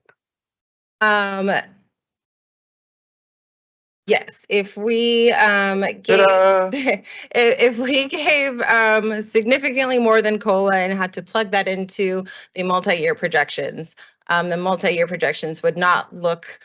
We would not meet our 5% reserve in the 3rd year, and we have to do what's called an AB 1200 when we do reach a TA. We would present that to the board. TA. A tentative agreement. Thank you. So when we reach that with the group, we would do what is called an AB 1200, which is an analysis, a fiscal analysis and an impact of the agreement. And we submit that to the county office and they use the most recent report that is submitted. So we reach an agreement after first interim. This is the report that the county would take and basically verify our information and say, all right, does it look like this meets what you're saying? Like, can you afford what they're saying? So, yes. So I think you just have to take all the factors into consideration. We have multiple bargaining groups, and so those are things to consider as well. So also for people at home, technically the 5% reserve is what we have set, but the state requires 3%, correct? For our size district, yes. 3% for our size district. Yes, it varies. It can go from 1 to 2 depending on the size of the district. Which is not a, and then after that, if for some reason, at what point during the year, if we were to drop below that for whatever reason, does the state say, you're all fired, we're coming in and taking over the district? Because that's what happens. And I don't think people at home know that. Right. That one of the reasons we're trying to be so cautious is that we want to keep our staff and we don't want the state to all of a sudden say we're, basically bankrupt. Right. So if you can't make your fiscal obligation, which would be technically you're correct, the 3% reserve, in the 3rd year, you would file a qualified report. So I'm asking for a positive certification. A qualified certification would be not meeting your fiscal obligation in that 3rd year. Yeah. If you don't meet it in either the 3rd or the 2nd, you essentially are filing a negative certification. It's not a misnomer that the state can come in when you're bankrupt. Essentially, when you can't meet payroll, Sure. that's a bad sign. Because essentially what you need to do is you're calling for a loan. Yeah. And really what happens is the state actually doesn't come in, you call them. And you're calling them because you need money. And you need money because you need to make payroll. What would be That's the basis. You need to pay the people that are still doing the work. absolutely so what would be the repercussions on the district itself? What would be the slippery slope that could happen with the district's schools, classes, things like that? Especially if we see a downward trend in enrollment, which we need to take care of. What's the impact of the state coming in and taking over? No. Or like if we go below our 3%, but we'd have to do some. There'd be some. yeah, I mean the first step would be the county would see it. I mean, you would file a qualified report, and the county would they would see you waving that white flag, and they would step in and offer support and ask you what your plan is. I mean, usually you don't just file a qualified report and say, here you go, thanks. You're taking steps, you're trying to remediate, you're trying to figure out how to make that not qualified. So NYP is, it's a system that's supposed to tell you, hey, yeah, it's a warning system. So that's what it's intended to do. I know there are people that don't like the warning system. And I get that, you know, there's a phrase out there, you know, a budget is approximately right and exactly wrong. And that's why we update it. We update it every time we know something. We update it with the best information that we have, and that's the best we can do. So I've got my question is, again, you know, we heard the number 43 million a lot. You're saying 35.8, right? So At the end. I mean, yeah, but that's even the ending balance here is the 43, right, on the final report, right? So what's the difference here? You're removing what from the list, shall we say? The 43 you're looking at is the combined restricted and Thank you. I unrestricted. was like, I don't have it right there. So that's not. Yeah, this is the It's unrestricted. a coincidence that it happens to be 43 million. Yeah, I think the number they're referring to is probably Not- from before. They don't beginning. have first interim yet. I'll send it to them tonight. Sounds good. They probably still hear the number 43 or numbers later, but Thank you. welcome. The next slide is budget considerations. So just some updates that we've heard. So 26-27 estimates that our COLA might be a smidge lower than what we have in the budget right now. The Legislative Analyst Office projects it to be 2.51% now, which is about a 0.5% lower than what we have it in the budget as 3.02. They did give us a little bit of a warning that it might be a hair off from their usual like precise calculations. Usually at this time of year, we are only missing 2 data points of the 8. They were actually missing 3 this year because of the federal government shutdown. The people that provide the data weren't providing the data. So they're missing an extra data point. So it can be a little off from that. The governor comes out in January with his budget, and we will know at that point what at least the governor uses in his budget for 26-27. And then attendance, we actually have seen an improvement this year, just like in the prior years, actually. In the first few months, we're tracking about 0.41% ahead in the first 4 months, so we'll take it. We won't see really those improve, we won't see the revenue really because it's, 3 prior years, but it's good just to know that it's there. You guys have been asking about declining enrollment. It's here, it's still here. Our report, as I mentioned, is based on about 125 or 135 student decline. Our latest demographer report is estimating that the Escondido High School region could lose between 209 students by 2031, OG's area about 504, and San Pasqual about 251. That's about a little over 960 in the next 7 years, or 15.4%. Yeah, and I would give a little grain of salt to the numbers by site because of the ability for our students to transfer. So that's just they're going by attendance boundaries and residents. So the overall number, though, I would say is probably more. I believe that's a optimistically low number. So, and what I'm seeing, that's on top of the 500 we've lost in the past 2 years. Yes, this is the next. That's going to bring us down to about 5,000 students at our 5 campuses.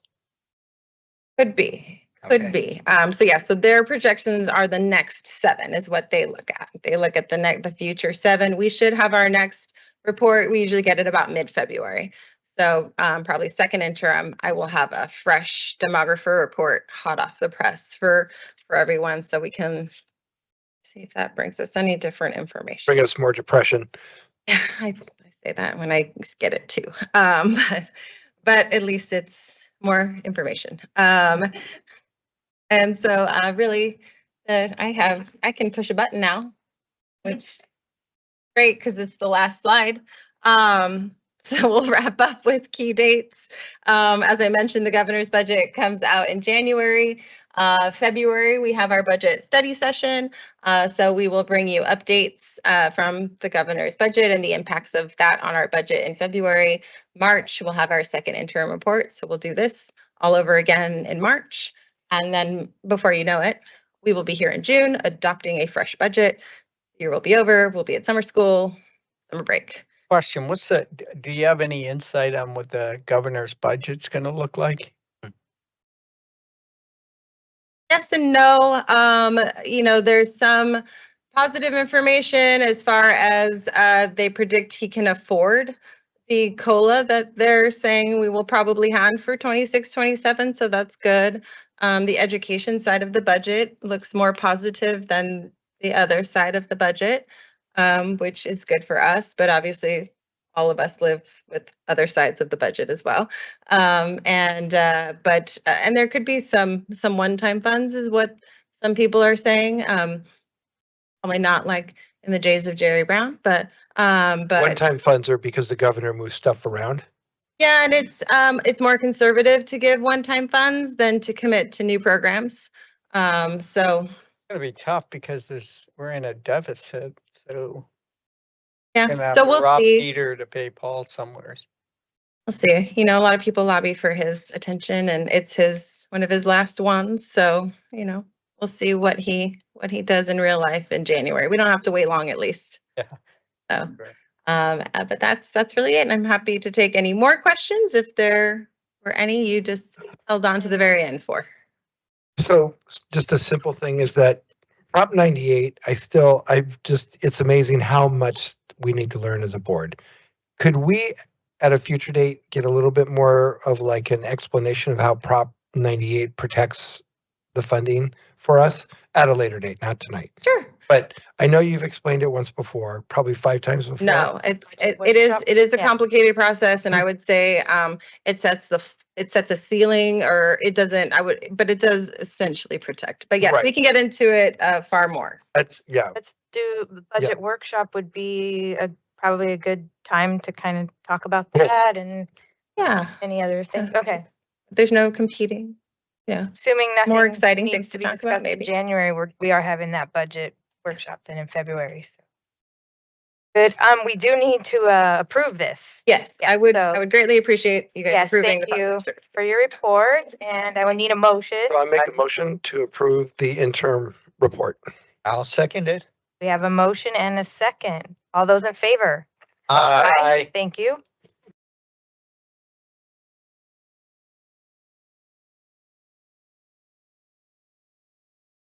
Thank you, Amanda.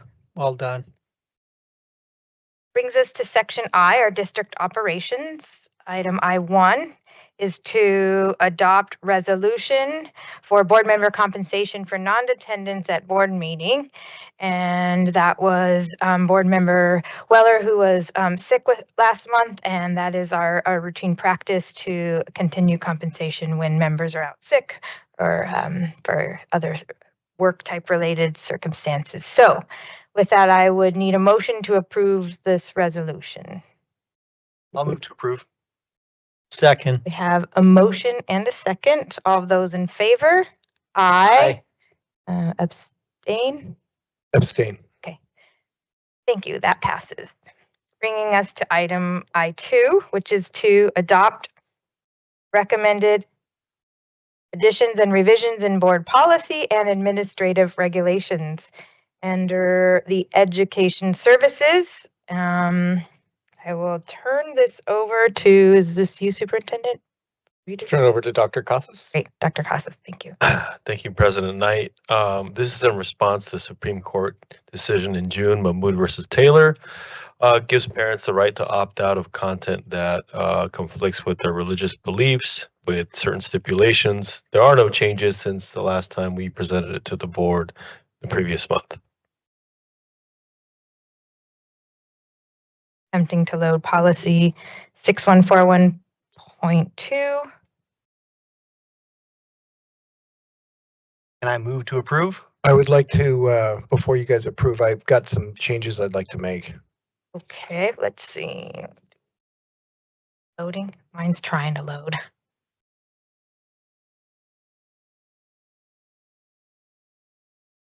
Okay, do you want to present your Yes. ideas of changes that you'd like to see? Sure. On the policy, pretty simple. And thank you, Superintendent, for putting this together last month. So regarding the policy, 6141.2, the last paragraph, I would like it to say, and I think would love to see that paragraph move to the very top as opposed to reading through all of it. But if we leave it here, it could say, therefore, the district must notify parents, because that's what the law says, as opposed to when required by law, the district shall notify parents. So if we leave it there, we could use the word therefore, the district must notify parents. But I'd love to see it at the very beginning and just get right to the point. The district must notify parents and guardians that they may, in written request, opt out of their students on instruction. So that's what I would like to see. I mean, we could just remove when required by law and start the district shall. If that would. I'd be willing to go with that. Yeah. Shall is legal language for must. So. Not to my teenager. No, but I'm good with shall. And be moved to the front or to the first paragraph, unless, let me go back up here and see how it opens. Because that's really the crux of the whole policy right there, that the district shall notify parents and guardians. Okay. And then I have a follow-up with the AR. Okay. So anybody, would we need to vote on those changes and then request it to come back? We could make this was second, so I mean, we could always just bring it back in incorporate the- January. If we were, Bring it back One more after time. changes are incorporated to this and the AR. Let's bring it back for another read then, just to make sure. But let's hit all the little things. And this will also give staff a time to make sure that, I don't know if we vet what we normally do through whatever process, but just double check that the words must and shall Are the same. Changeable and stuff like that, or that the actual words we're saying are not going to get us in trouble, just in case. Yes, appreciate that. We'll do that due diligence. But yeah, Am I too. hearing that board member Weller also You wants have to look at the another, AR? well, because they're both closely related. Yeah, so on the AR, again, thank you for putting this together.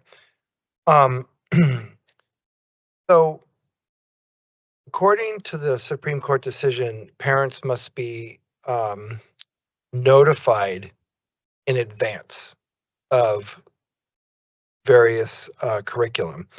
And so I'd like to see somewhere in the AR that it says that teachers would need to provide information. I don't know, you pick the time frame.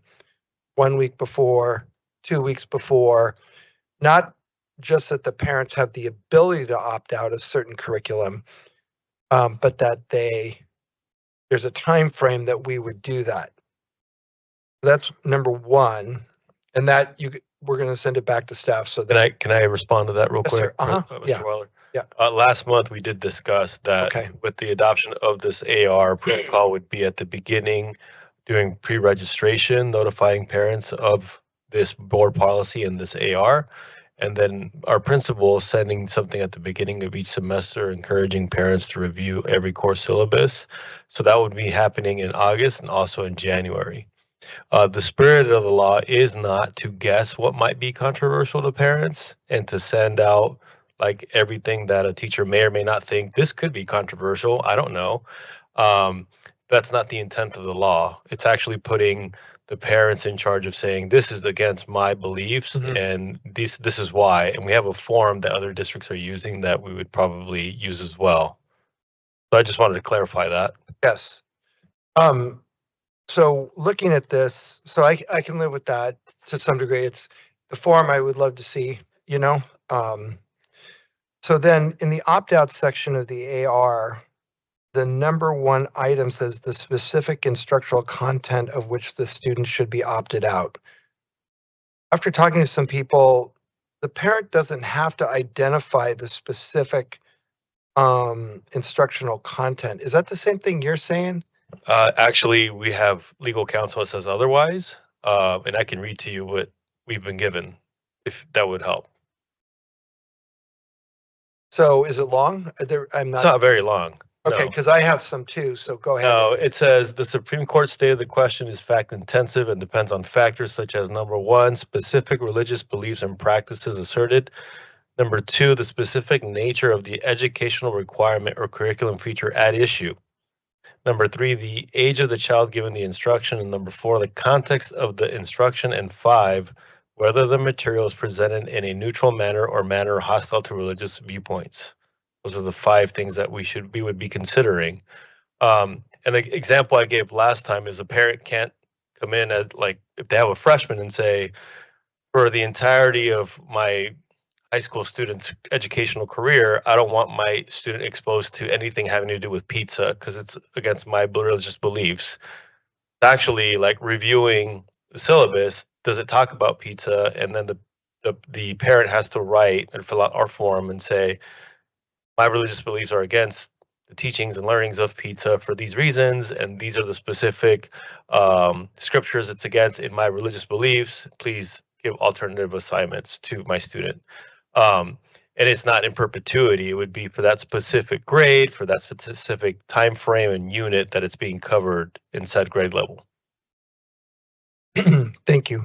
I could give an example. For instance, my son's in athletic training this year, and I printed out the syllabus, and there's a whole section on sexuality, and that's all built into the athletic training curriculum. So I would assume, right, like, I think that's being taught next semester, that there would be something sent that if to review the curriculum for this coming semester for that class, and then if there was anything. So that would be, again, it does require, and this is something I've been talking about quite a bit. It does require parents to really be involved, and that's the main thing here. I think is it does require parents to be involved. It does empower parents, though, to have choice, and that's, I think, what we're ultimately looking for and asking for. So and we definitely want parents involved. I mean, we know that that's what helps out most. So yeah, I guess where my fear is in opt-out item 1, specific instructional content, is that Mahmood does not require parents to read the entire curriculum and identify each objectionable instance by textbook and page number. However, if parents have this information, they can provide it. So Mahmood confirms the First Amendment rights of religious parents. A constitutional opt-out should be denied only if it's not clear that parents have actual religious objections or if they haven't reasonably identified objectionable content. I guess what I believe, and I'll work with staff on this and the president, is that I think that item number 1, the specific instructional content is too granular for parents to say, well, this book in this class I want them out of, because 99.5% of the curriculum might be fine, but then, oh, I see this book, and now I want them out, but they may not see that book. So yeah, I think there's, number one, this is language that we received from legal counsel in the opt-out language, but also the last sentence might capture any sort of reservations you might have, maybe. Okay. Because if there is something in the gray area, then it gives us time specifically in this AR to discuss it with the superintendent and with legal counsel to evaluate each opt-out request individually. So it's not like, yeah, and we can give feedback to parents if they have questions about, like, if their opt-out request isn't specific enough, we can give feedback. I mean, it doesn't just sort of ignore that request, if you will. Then maybe the language here is that the request shall include. Maybe the shall is what's forcing the parent to say the specific thing rather than saying, because to the best of the parent's knowledge, they may make it general because they don't have that specific. So I don't know. Well, yeah, and the form we're developing has a template that could guide them through that as well. And it's mirroring what Cajon Valley does. And so they have a form. They were ahead of this for about a month or two before us. So, Okay. but yeah, I mean, anything else we can work out. Yeah, and I appreciate F3, our law firm. He does a good job. So I will be working on that. So we'll be bringing it back next month. So thank you for hearing my thoughts. Thank you. And any other comments from the board on? Okay. Thank you all for your discussion on this, and thank you to staff for the work on incorporating those changes and bringing it back next month. Ryan, did you put the air conditioning down? Did. Is it real good? 150 people with 100-degree temperatures left the room, Ryan. It's freezing in here now. Is it still cold? Yeah, still freezing. Glad I brought my. We're getting there. We're getting there. All right. So that brings us to item 4. Since we didn't adopt, we'll bring that back next month. So item 4 would be to adopt recommended revisions in board policy and administrative regulation. Actually. Oh, wait. Oh, okay. Yes, I do see. We're moving faster now. Okay, so item 3 is to adopt recommended revisions in board bylaw 9323, which is superintendent board bylaw revisions are being recommended on changes in state law and recommendations from CSBA, and that is on meeting conduct. So is that? Yes. Thank you. There have been no changes since we brought this for a first read last month. Agenda items 3, 4, and 5 were kind of a sequence in clarifying our meeting conduct bylaw in terms of specifically delineating what constitutes a disruption at a board meeting, and what constitutes a true threat of force at a board meeting. I guess we'll handle them one at a time. That's the main difference in meeting conduct.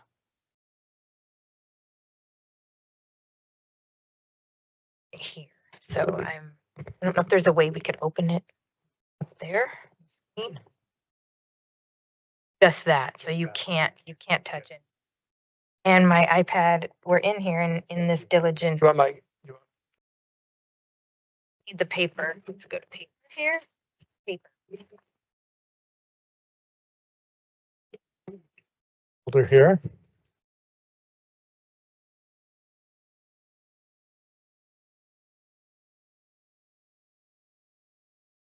So meeting conduct is first. Perfect. So what bylaw 9323, and did any board members have any concerns or changes or anything like to see with this one? Okay. So that one, meeting conduct board bylaw 9323. To adopt that, I will need a motion to. I move to adopt it. I'll second. We have a motion and a second. All those in favor? Aye.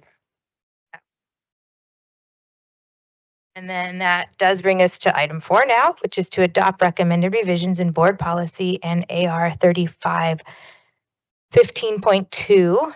And so they're both on disruptions. One's policy, one's. Yes, these are not board bylaws, so we're not talking about board meetings. These are board policies and ARs with regard to the district as a whole. The last time this board looked at its policy on disruptions was in 1994. So this is bringing our policy in line with CSBA recommendations due to changes in the law since 1994.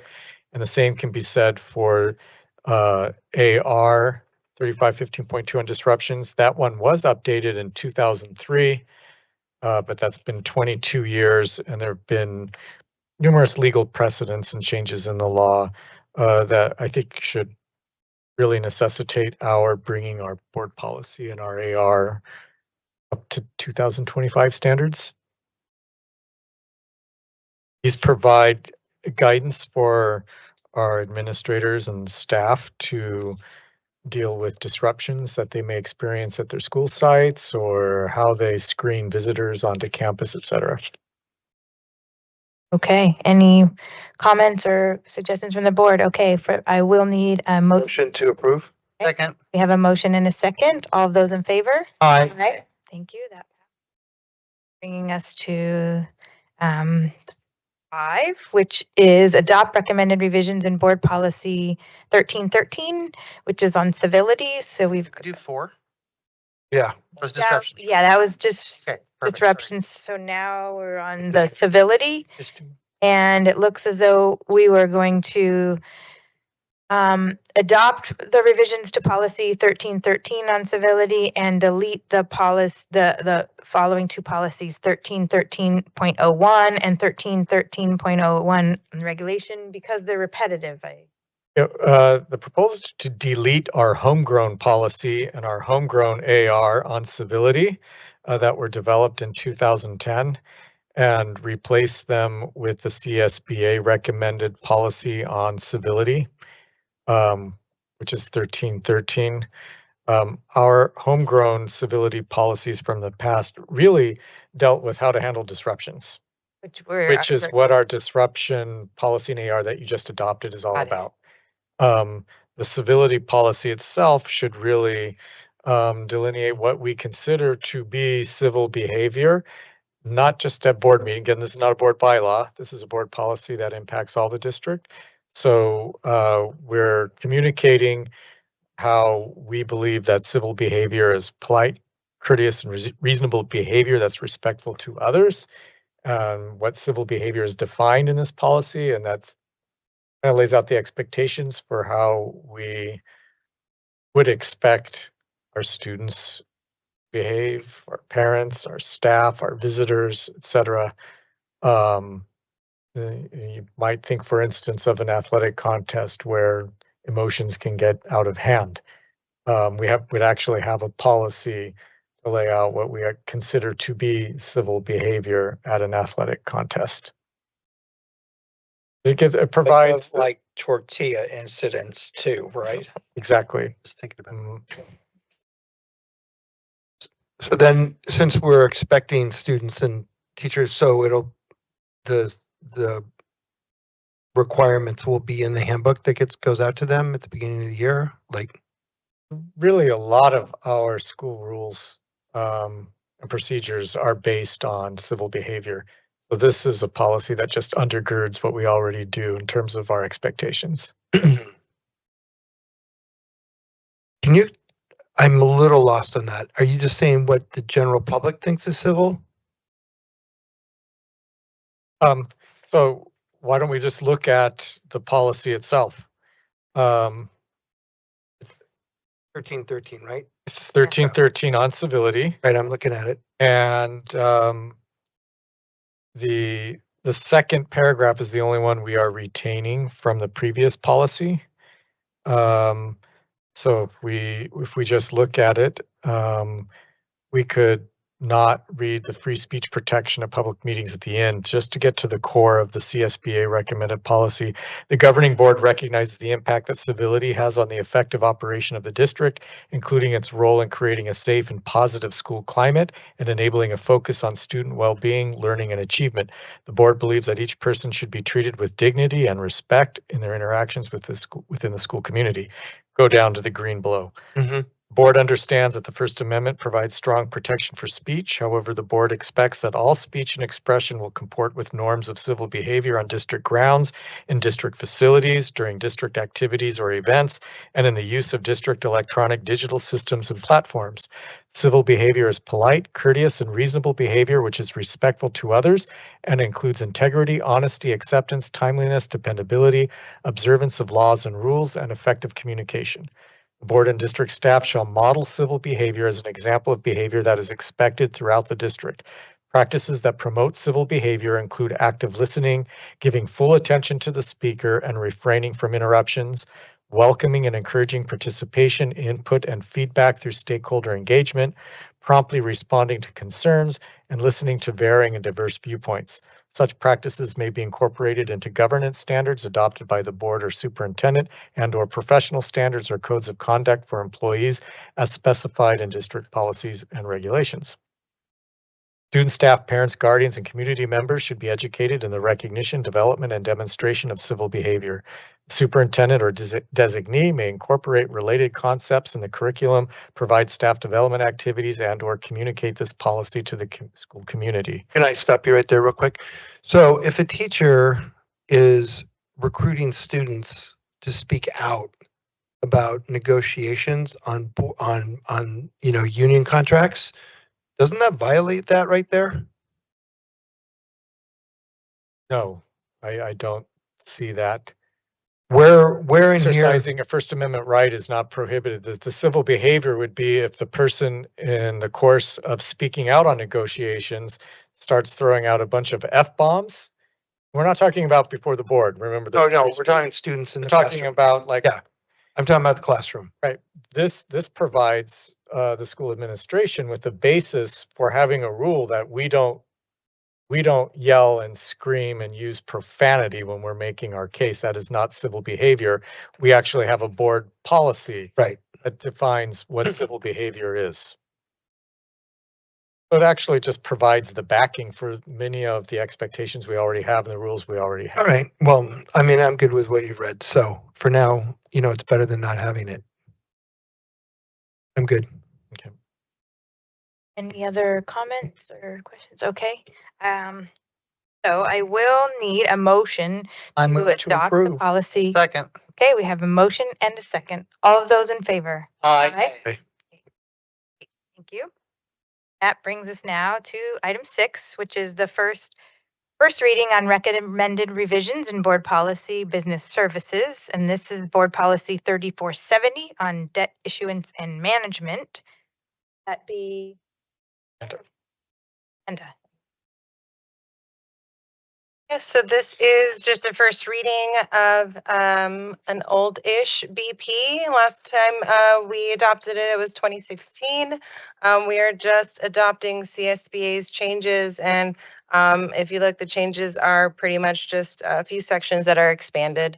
So pretty minor, but it's just the next time it's come up. So we're just adopting their language. So happy reading on debt issuance.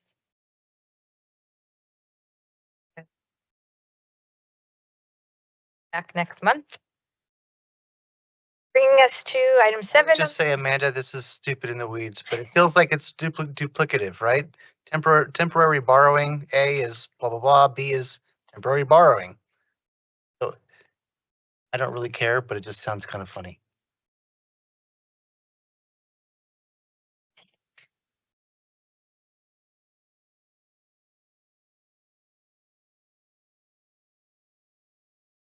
But I don't need a response. I'm just pointing it out.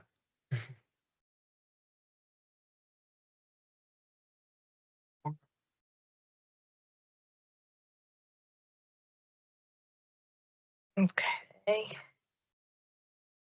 It's redundant. Feel free to remove any redundancy you see it.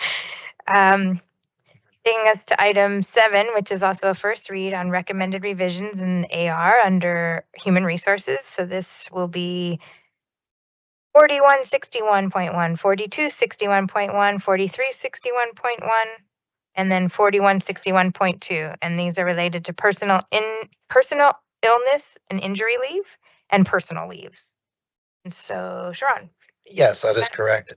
Just bringing these administrative regulations for a first reading. The last time these were updated was in 2019. The revisions are being recommended on changes in state law and recommendations from the CSBA. There are multiple policies there because they apply to all 3 of the employment groups, certificated, classified, and management. So for your reading pleasure.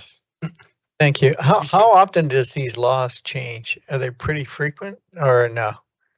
I don't know if the frequency, but they do get updated. For example, you'll see in these ones, there's revisions to include items such as reproductive loss and things like that that are newer leaves. And again, this wasn't updated since 2019, so that wasn't part of the original or Does ARs. look like it increases hours of paid sick leave And was that a state law that had changed related to that, or was that an increase we did internally? It did change where it had 3, if you're talking about the paid sick days, Right. it went from 3 to 5. So that's an updated Right. change as well. And was that a state change or was that a state? I believe it was a state law, but I'd have to confirm that. Okay. And the personal leaves were updated last when I was in middle school. Oh, 5 years. 2 years. Okay. Well, thank you. That'll come back next month. Okay.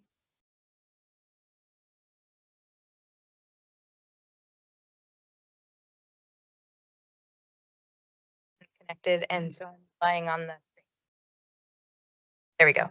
So that brings us to our board member reports and comments. I'll start down there on the end with board member Weller, please. Thank you, President Knight. It was awesome seeing you just take control like you have in the past. A good example to us in the community, so thank you so much. I find it very interesting on the whole healthcare debate and healthcare insurance that in 2009, when the quote Affordable Care Act was passed, that I did not know this till the recent government shutdown, but basically government has been granting block grants of money to insurance companies to keep insurance premiums low. And so thus it's been subsidized by the federal government for the last 10 years. And now that we're $38 trillion in debt, that is why we're seeing policies rise. And it's because the insurance companies want to make their amount of money. So as much as the board takes a beating on what we should be paying teachers for their health care, I think a lot of this needs to be directed towards congressmen and what they're doing there. So that's, I am in favor, though, of trying to help the teachers in any way we can to keep their healthcare premiums from going up. So, I know we're working on that hard in closed session, and I appreciate all the hard work that everybody's doing on that. Also, one of the other things that's super expensive nowadays is energy. And although the state of California in the last 30 years has basically doubled in population, we've not built one new power plant in this state. We have not built one more dam in this state. And thus, when our insurance bills come out at $500 a month or more, if you don't have solar, it is because we buy electricity from other states. So yeah, it's expensive to live in this state. And trust me, I'm a middle-class guy too, and it is hard. And then as it relates to affordable housing in Escondido, I am a mortgage lender. I have tried meeting with the city council on developing plans for building smaller houses. And quite frankly, they are not that interested on it. I'm sure I'll hear from the mayor on this one because they're looking for revenue to close their pension gap. So really what we've got is about 30 years of mismanagement all rolled into a crisis point that we're dealing with right now.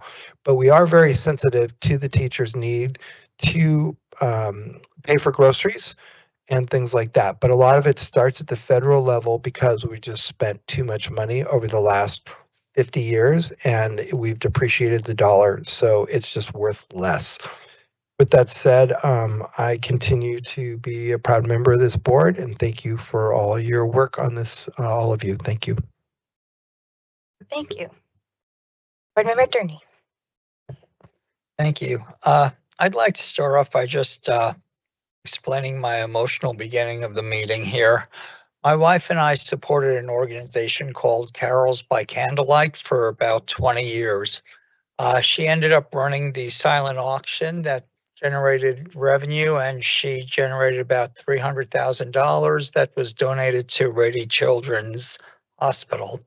At the end of the performance, all the performers would gather in the courtyard at the Center for the Arts, along with the audience, and sing Silent Night holding candles.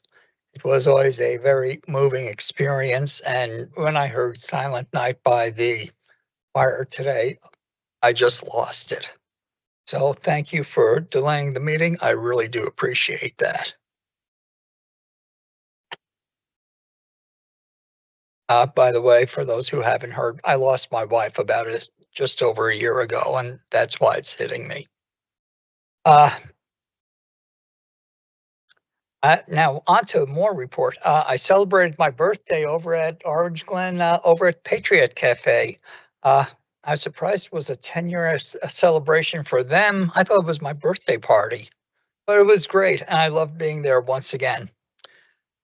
We went to the California School Board Association meeting up in Sacramento last week. It was pretty good. I enjoyed it. I really enjoyed connecting with the different people there. I think that's the best part for me is the connections that we make. I even got ambushed for the first time, but it's a whole nother story. You handled it well. Well, thank you. Now, I do wish our teacher, wait a minute. Yeah, I do wish our teachers who ask for our respect show us respect. I've asked this before. We have rules saying 3 minutes. Please show us respect. I mean, you've got the time allotted. I saw many speakers go over that 3 minutes. And so what I'd like to do is at the 3-minute mark, can we have some kind of bell? Because I've noticed that speakers are looking at what they're reading and not at the sign saying that it's 3 minutes is up. Also, do we have the ability to cut the mic after X number of seconds or something if they keep going on so it's not being recorded? And then can we even get an air horn or something that I can go and go?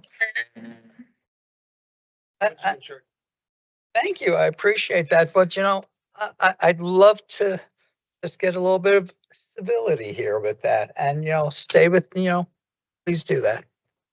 I also heard a teacher say that most other jobs give raises automatically. Bob? Brian? Nope. David? No. I've never gotten raises automatically out in the real world, out in the other world too. That does not happen. They are based on performance and productivity. They are not an automatic increase. That's called a step every year. We don't get that in the real world. So no, raises are not automatic out there in non-school world. I do have a problem with ADA, and John, you shared with us current ADA. And I'm looking at this, and we've lost 500 students over the past 2 years. That's enrollment. Enrollment, excuse me, yes, enrollment. 6518 down to 6018. That's exactly 500. Did you believe that 251 of those were from Escondido High? Half of the loss was Escondido High. The other half at 240 is Orange Glen. San Pasquale only lost 24. Del Lago gained 9. Valley lost 18. Why are we losing so many students at just 2 schools and not all of them? That's going to be a tough question to ask. And I mean, and what I also heard is the demographer said in the next 5 years, we're going to lose 500 students at Orange Glen. 500 at Orange Glen alone. Why are we losing 500? Can we look and see what can we get some kind of answers as to why are these 2 schools having different? I think you have to take some of the numbers on a site-by-site basis with a grain of salt, because we do have a policy that allows people to obtain intra-district transfers, and they can attend the school of their choice within our city. So then my question is, why are they doing intra-district transfers and trying to get away from one school and going to another one? And can we improve the school they're trying to get away from? That hasn't been the recent experience at Orange Glen High School, though, since the advent of the middle college. Orange Glen High School's rate of enrollment decline, I believe, has been almost stopped, isn't it? 240 students over the past 2 years is not almost stopped. Yeah, after about the 3rd year, I would think of the middle college implementation, their decline. But then it's okay. It was a while back. Initially, it was attracting students to Orange Glen, but now the natural attrition that we see throughout the district is. But the natural attrition throughout the district is focused on 2 schools. And that's where my concern is. And I think we as a board, can I interject? Just, I'm not doing my wrap up, but I want to respond to his question. There are things that we can do as a board to stop this. Okay. Now I've given strategies of how we can do that and laid it out very clearly. And with some of these programs, schools have seen an 18% increase in enrollment. Okay. So I think if we continue on the goals that we put in place for math, CTE program enhancement, I think we will see an increase in that. Another thing Ryan brought up is marketing. Show that we have really good systems. We got good programs in place. I think marketing is really important and it really helps a lot. So as a board, we're responsible for ensuring that we help with the enrollment, because with that, if we see this trajectory continue, we know what the outcome's going to be, right? And I want to say right now that I would rather stop that trajectory downward spin, because we know what the outcome. Thank you for bringing that up. Good point. you're welcome. And that concludes my report. Okay. Now on the lighter side of things. So I want to take this moment just to bring up a few things that I've experienced in the last couple of weeks. I had the honor to visit Escondido High School winter concert, and I was truly impressed. It was a great concert they put on. The teacher was outstanding. The students did a phenomenal job. I believe one of the individuals, I'm not sure, but he was awarded competition. He won a competition, came second in state. Is that correct? Yes, that was in the recognitions earlier this evening. Yeah, I was pretty impressive in that. They were very talented in that. So I really enjoyed that. Another thing, also, I joined you at the cafe, and it was a wonderful experience. I really did think it was excellently well put on. It reminds me of the sense of community that we have, and also connection with the students. I think it's important that, that we continue that type of,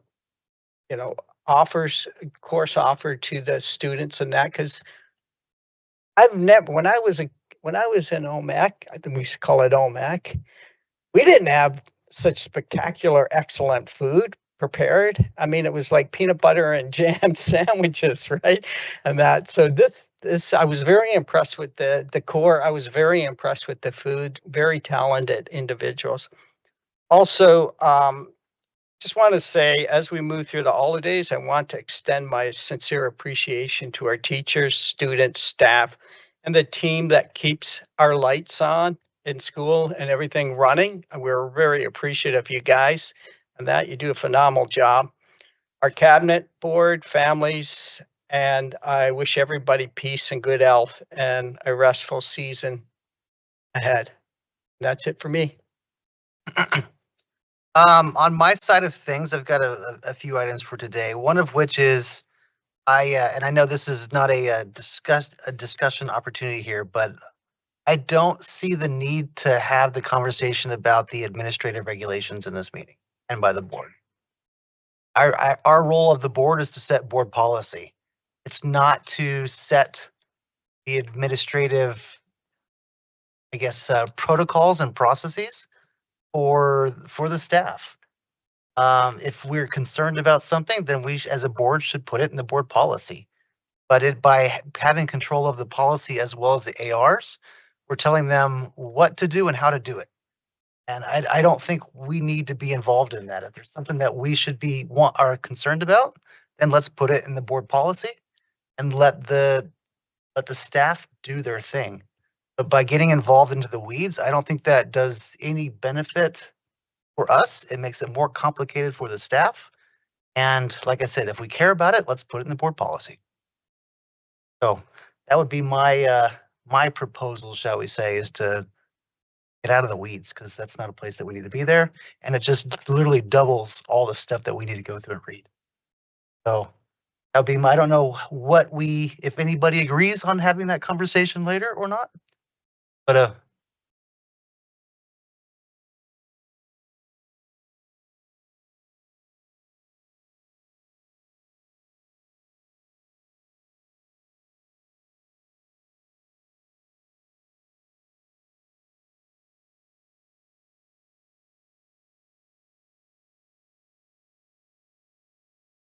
Exactly. That's what I was looking at too. It's like, we're not the ones typically writing the ARs or anything like that. Yeah. We're just approving what they have to do and we're approving their methods of doing it. We're not directing. yeah, but my comment is why do we need to get even involved in the weeds? Right? Like our job is to say what needs to happen, not necessarily what each step looks like in the process in which they do. We're saying, we're not saying how the steps go. We're saying we're approving how they want to do the steps. But why do we need to approve it? If they're living by the board policy, then it doesn't matter.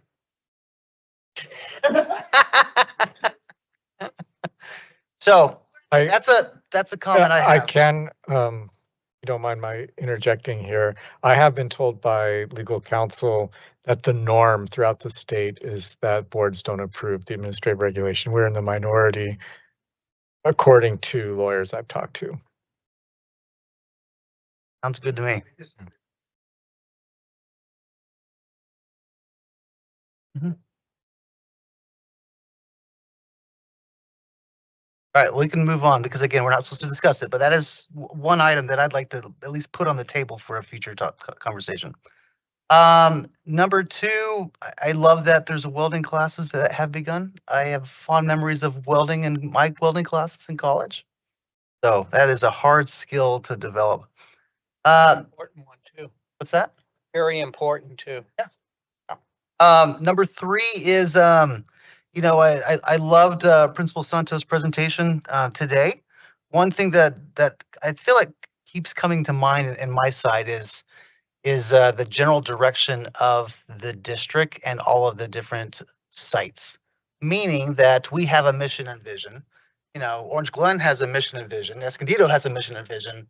There's all these different 3 things that we do at this school and 5 things that we do at this school. And I totally agree that each school should have its own personality, but I find it a little bit confusing in terms of, are we all running the same direction when everybody has their own unique way of doing things?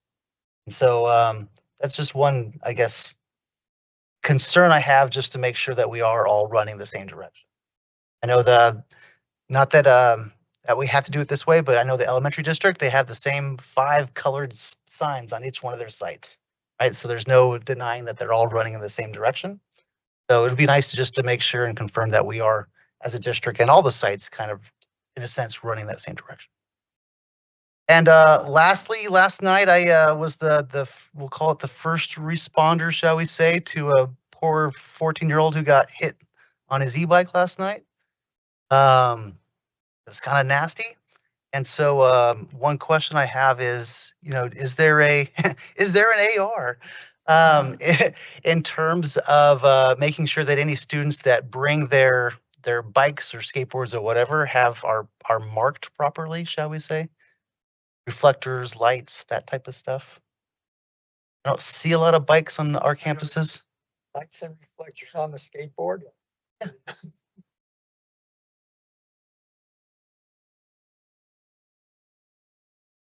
Yeah.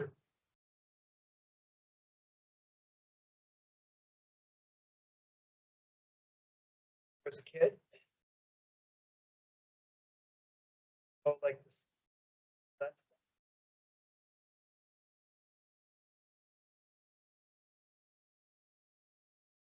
I think in general, just my question would be, is it possible to put into the handbook, in a sense, that any skateboard or bike or whatever has to have certain things on the bike? Whether or not, how well it's enforced, I'm not here to say that, because I don't think there should be an AR in this conversation, but It would be nice to ensure that, you know, if they're bringing it on site on campus, right, then it should have certain things on it. That's it. Well, I think safety is our concern. So I know as part of the meeting we had with the city subcommittee, really trying to change the culture in Escondido around go slow, ESCO, and looking at how can as a school, as a city, as school districts, and as the city together, working perhaps with various community groups, really start to change the culture around the way people are driving in Escondido. It's there are some major safety concerns, I think, across all areas of the city. So I know that's going to be a priority of that subcommittee. So I look forward to you both working on that. So thank you. There's a lot of construction going around right Oh now. yeah, A yeah. lot of work. So Yeah, I know my I son's party. experience it every morning. There's a big rock in one of the subdivisions. So that's my alarm clock. Yeah. So my report, I just wanted to share. I know it was part of our board update, but this past week I had the pleasure of surprising Dan Barajas with an award for his service on the Compact board. So Dan has had many roles in our district and has served our district incredibly well as assistant principal, principal at Valley for quite some time. Now he's over at Escondido Adult School, but he's done some incredible work and has been really committed to the youth in our community. So it was a pleasure to present Dan with that service award. And thank you all for your trust in me to lead this board through the next year. And I wish everyone an incredible holiday season. And I just want to express that all of the work that our teachers and staff do above and beyond the classroom, above and beyond their contract duties is noticed and it is appreciated. And you know, it's not always something that you can express constantly in words, but please know that by sitting up here and by us serving, we are showing you how much we care about this community. And all of us would recognize the financial challenges. I don't think any one of us are going. That's not falling deaf on any of us. We're all experiencing this with you. So I just know that your work and everything is incredibly valued and appreciated. So with that, we have some dates to remember, and please enjoy the time off, everyone. I think it will be. We need a superintendent's report. That's right. Superintendent's report. It was squished in there really quick. Yes, Sorry. very tight. Yes, number 9, superintendent's I'll report. keep it short. Thank you. Well, thank you. As presented earlier in this meeting, it was a proud moment for the district to be presented with a Golden Bell Award for the first time in many years. The last time we received a Golden Bell was in 2012 for our outstanding special education program called Exciting Minds and Language Skills Towards Independence. We also won a Golden Bell in 2006 for our Spanish for Spanish Speakers program, and in 2004 for our RTP training program at Valley High School, and in 1998 for our 18-year-old assembly program. We were presented this year's Golden Bell at the CSBA conference almost 2 weeks ago, and I want to commend the board for its own commitment to professional learning, as all 5 of you attended CSBA this year and were active and enthusiastic participants in the many workshops and general sessions, learning from experts and getting to know school board members from around the state. Thank you for your service to our community. Now, during this time of the year, it's always wonderful to see holiday concerts and student performances. Thank you to Brian Lund and the students from San Pasqual High School for the holiday performance tonight. I always look forward to their performance at the organizational meeting. Also continuing the tradition, Escondido and San Pasqual High School students participated in their 4th annual wood toy gifts to TK and kindergarten students from Lincoln and Farr elementary schools. It's become an event that our students look forward to every year. We'll be off for winter recess after this week. Students return to school on Tuesday, January 6th. I'd like to wish everyone a very happy holiday season. May you get some rest, stay warm, and have some quality time with your loved ones. Thank you. Thank you, John.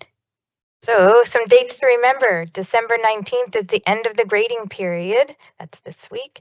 And then we will be on winter break. All schools in the DSC will be closed from December 22nd through January 2nd.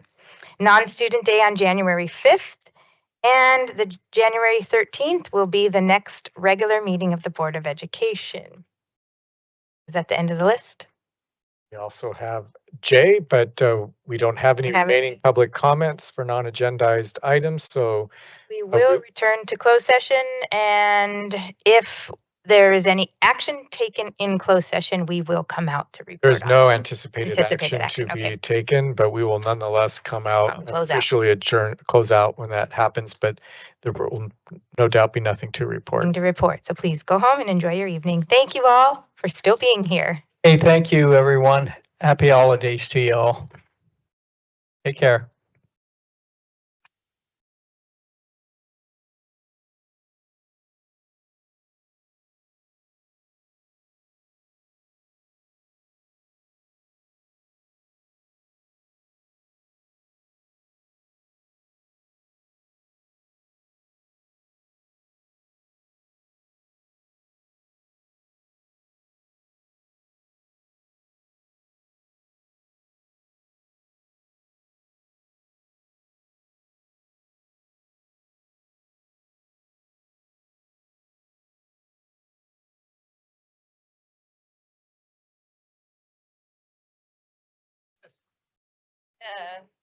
Clerk, you get to sign everything now. To sign everything. Okay.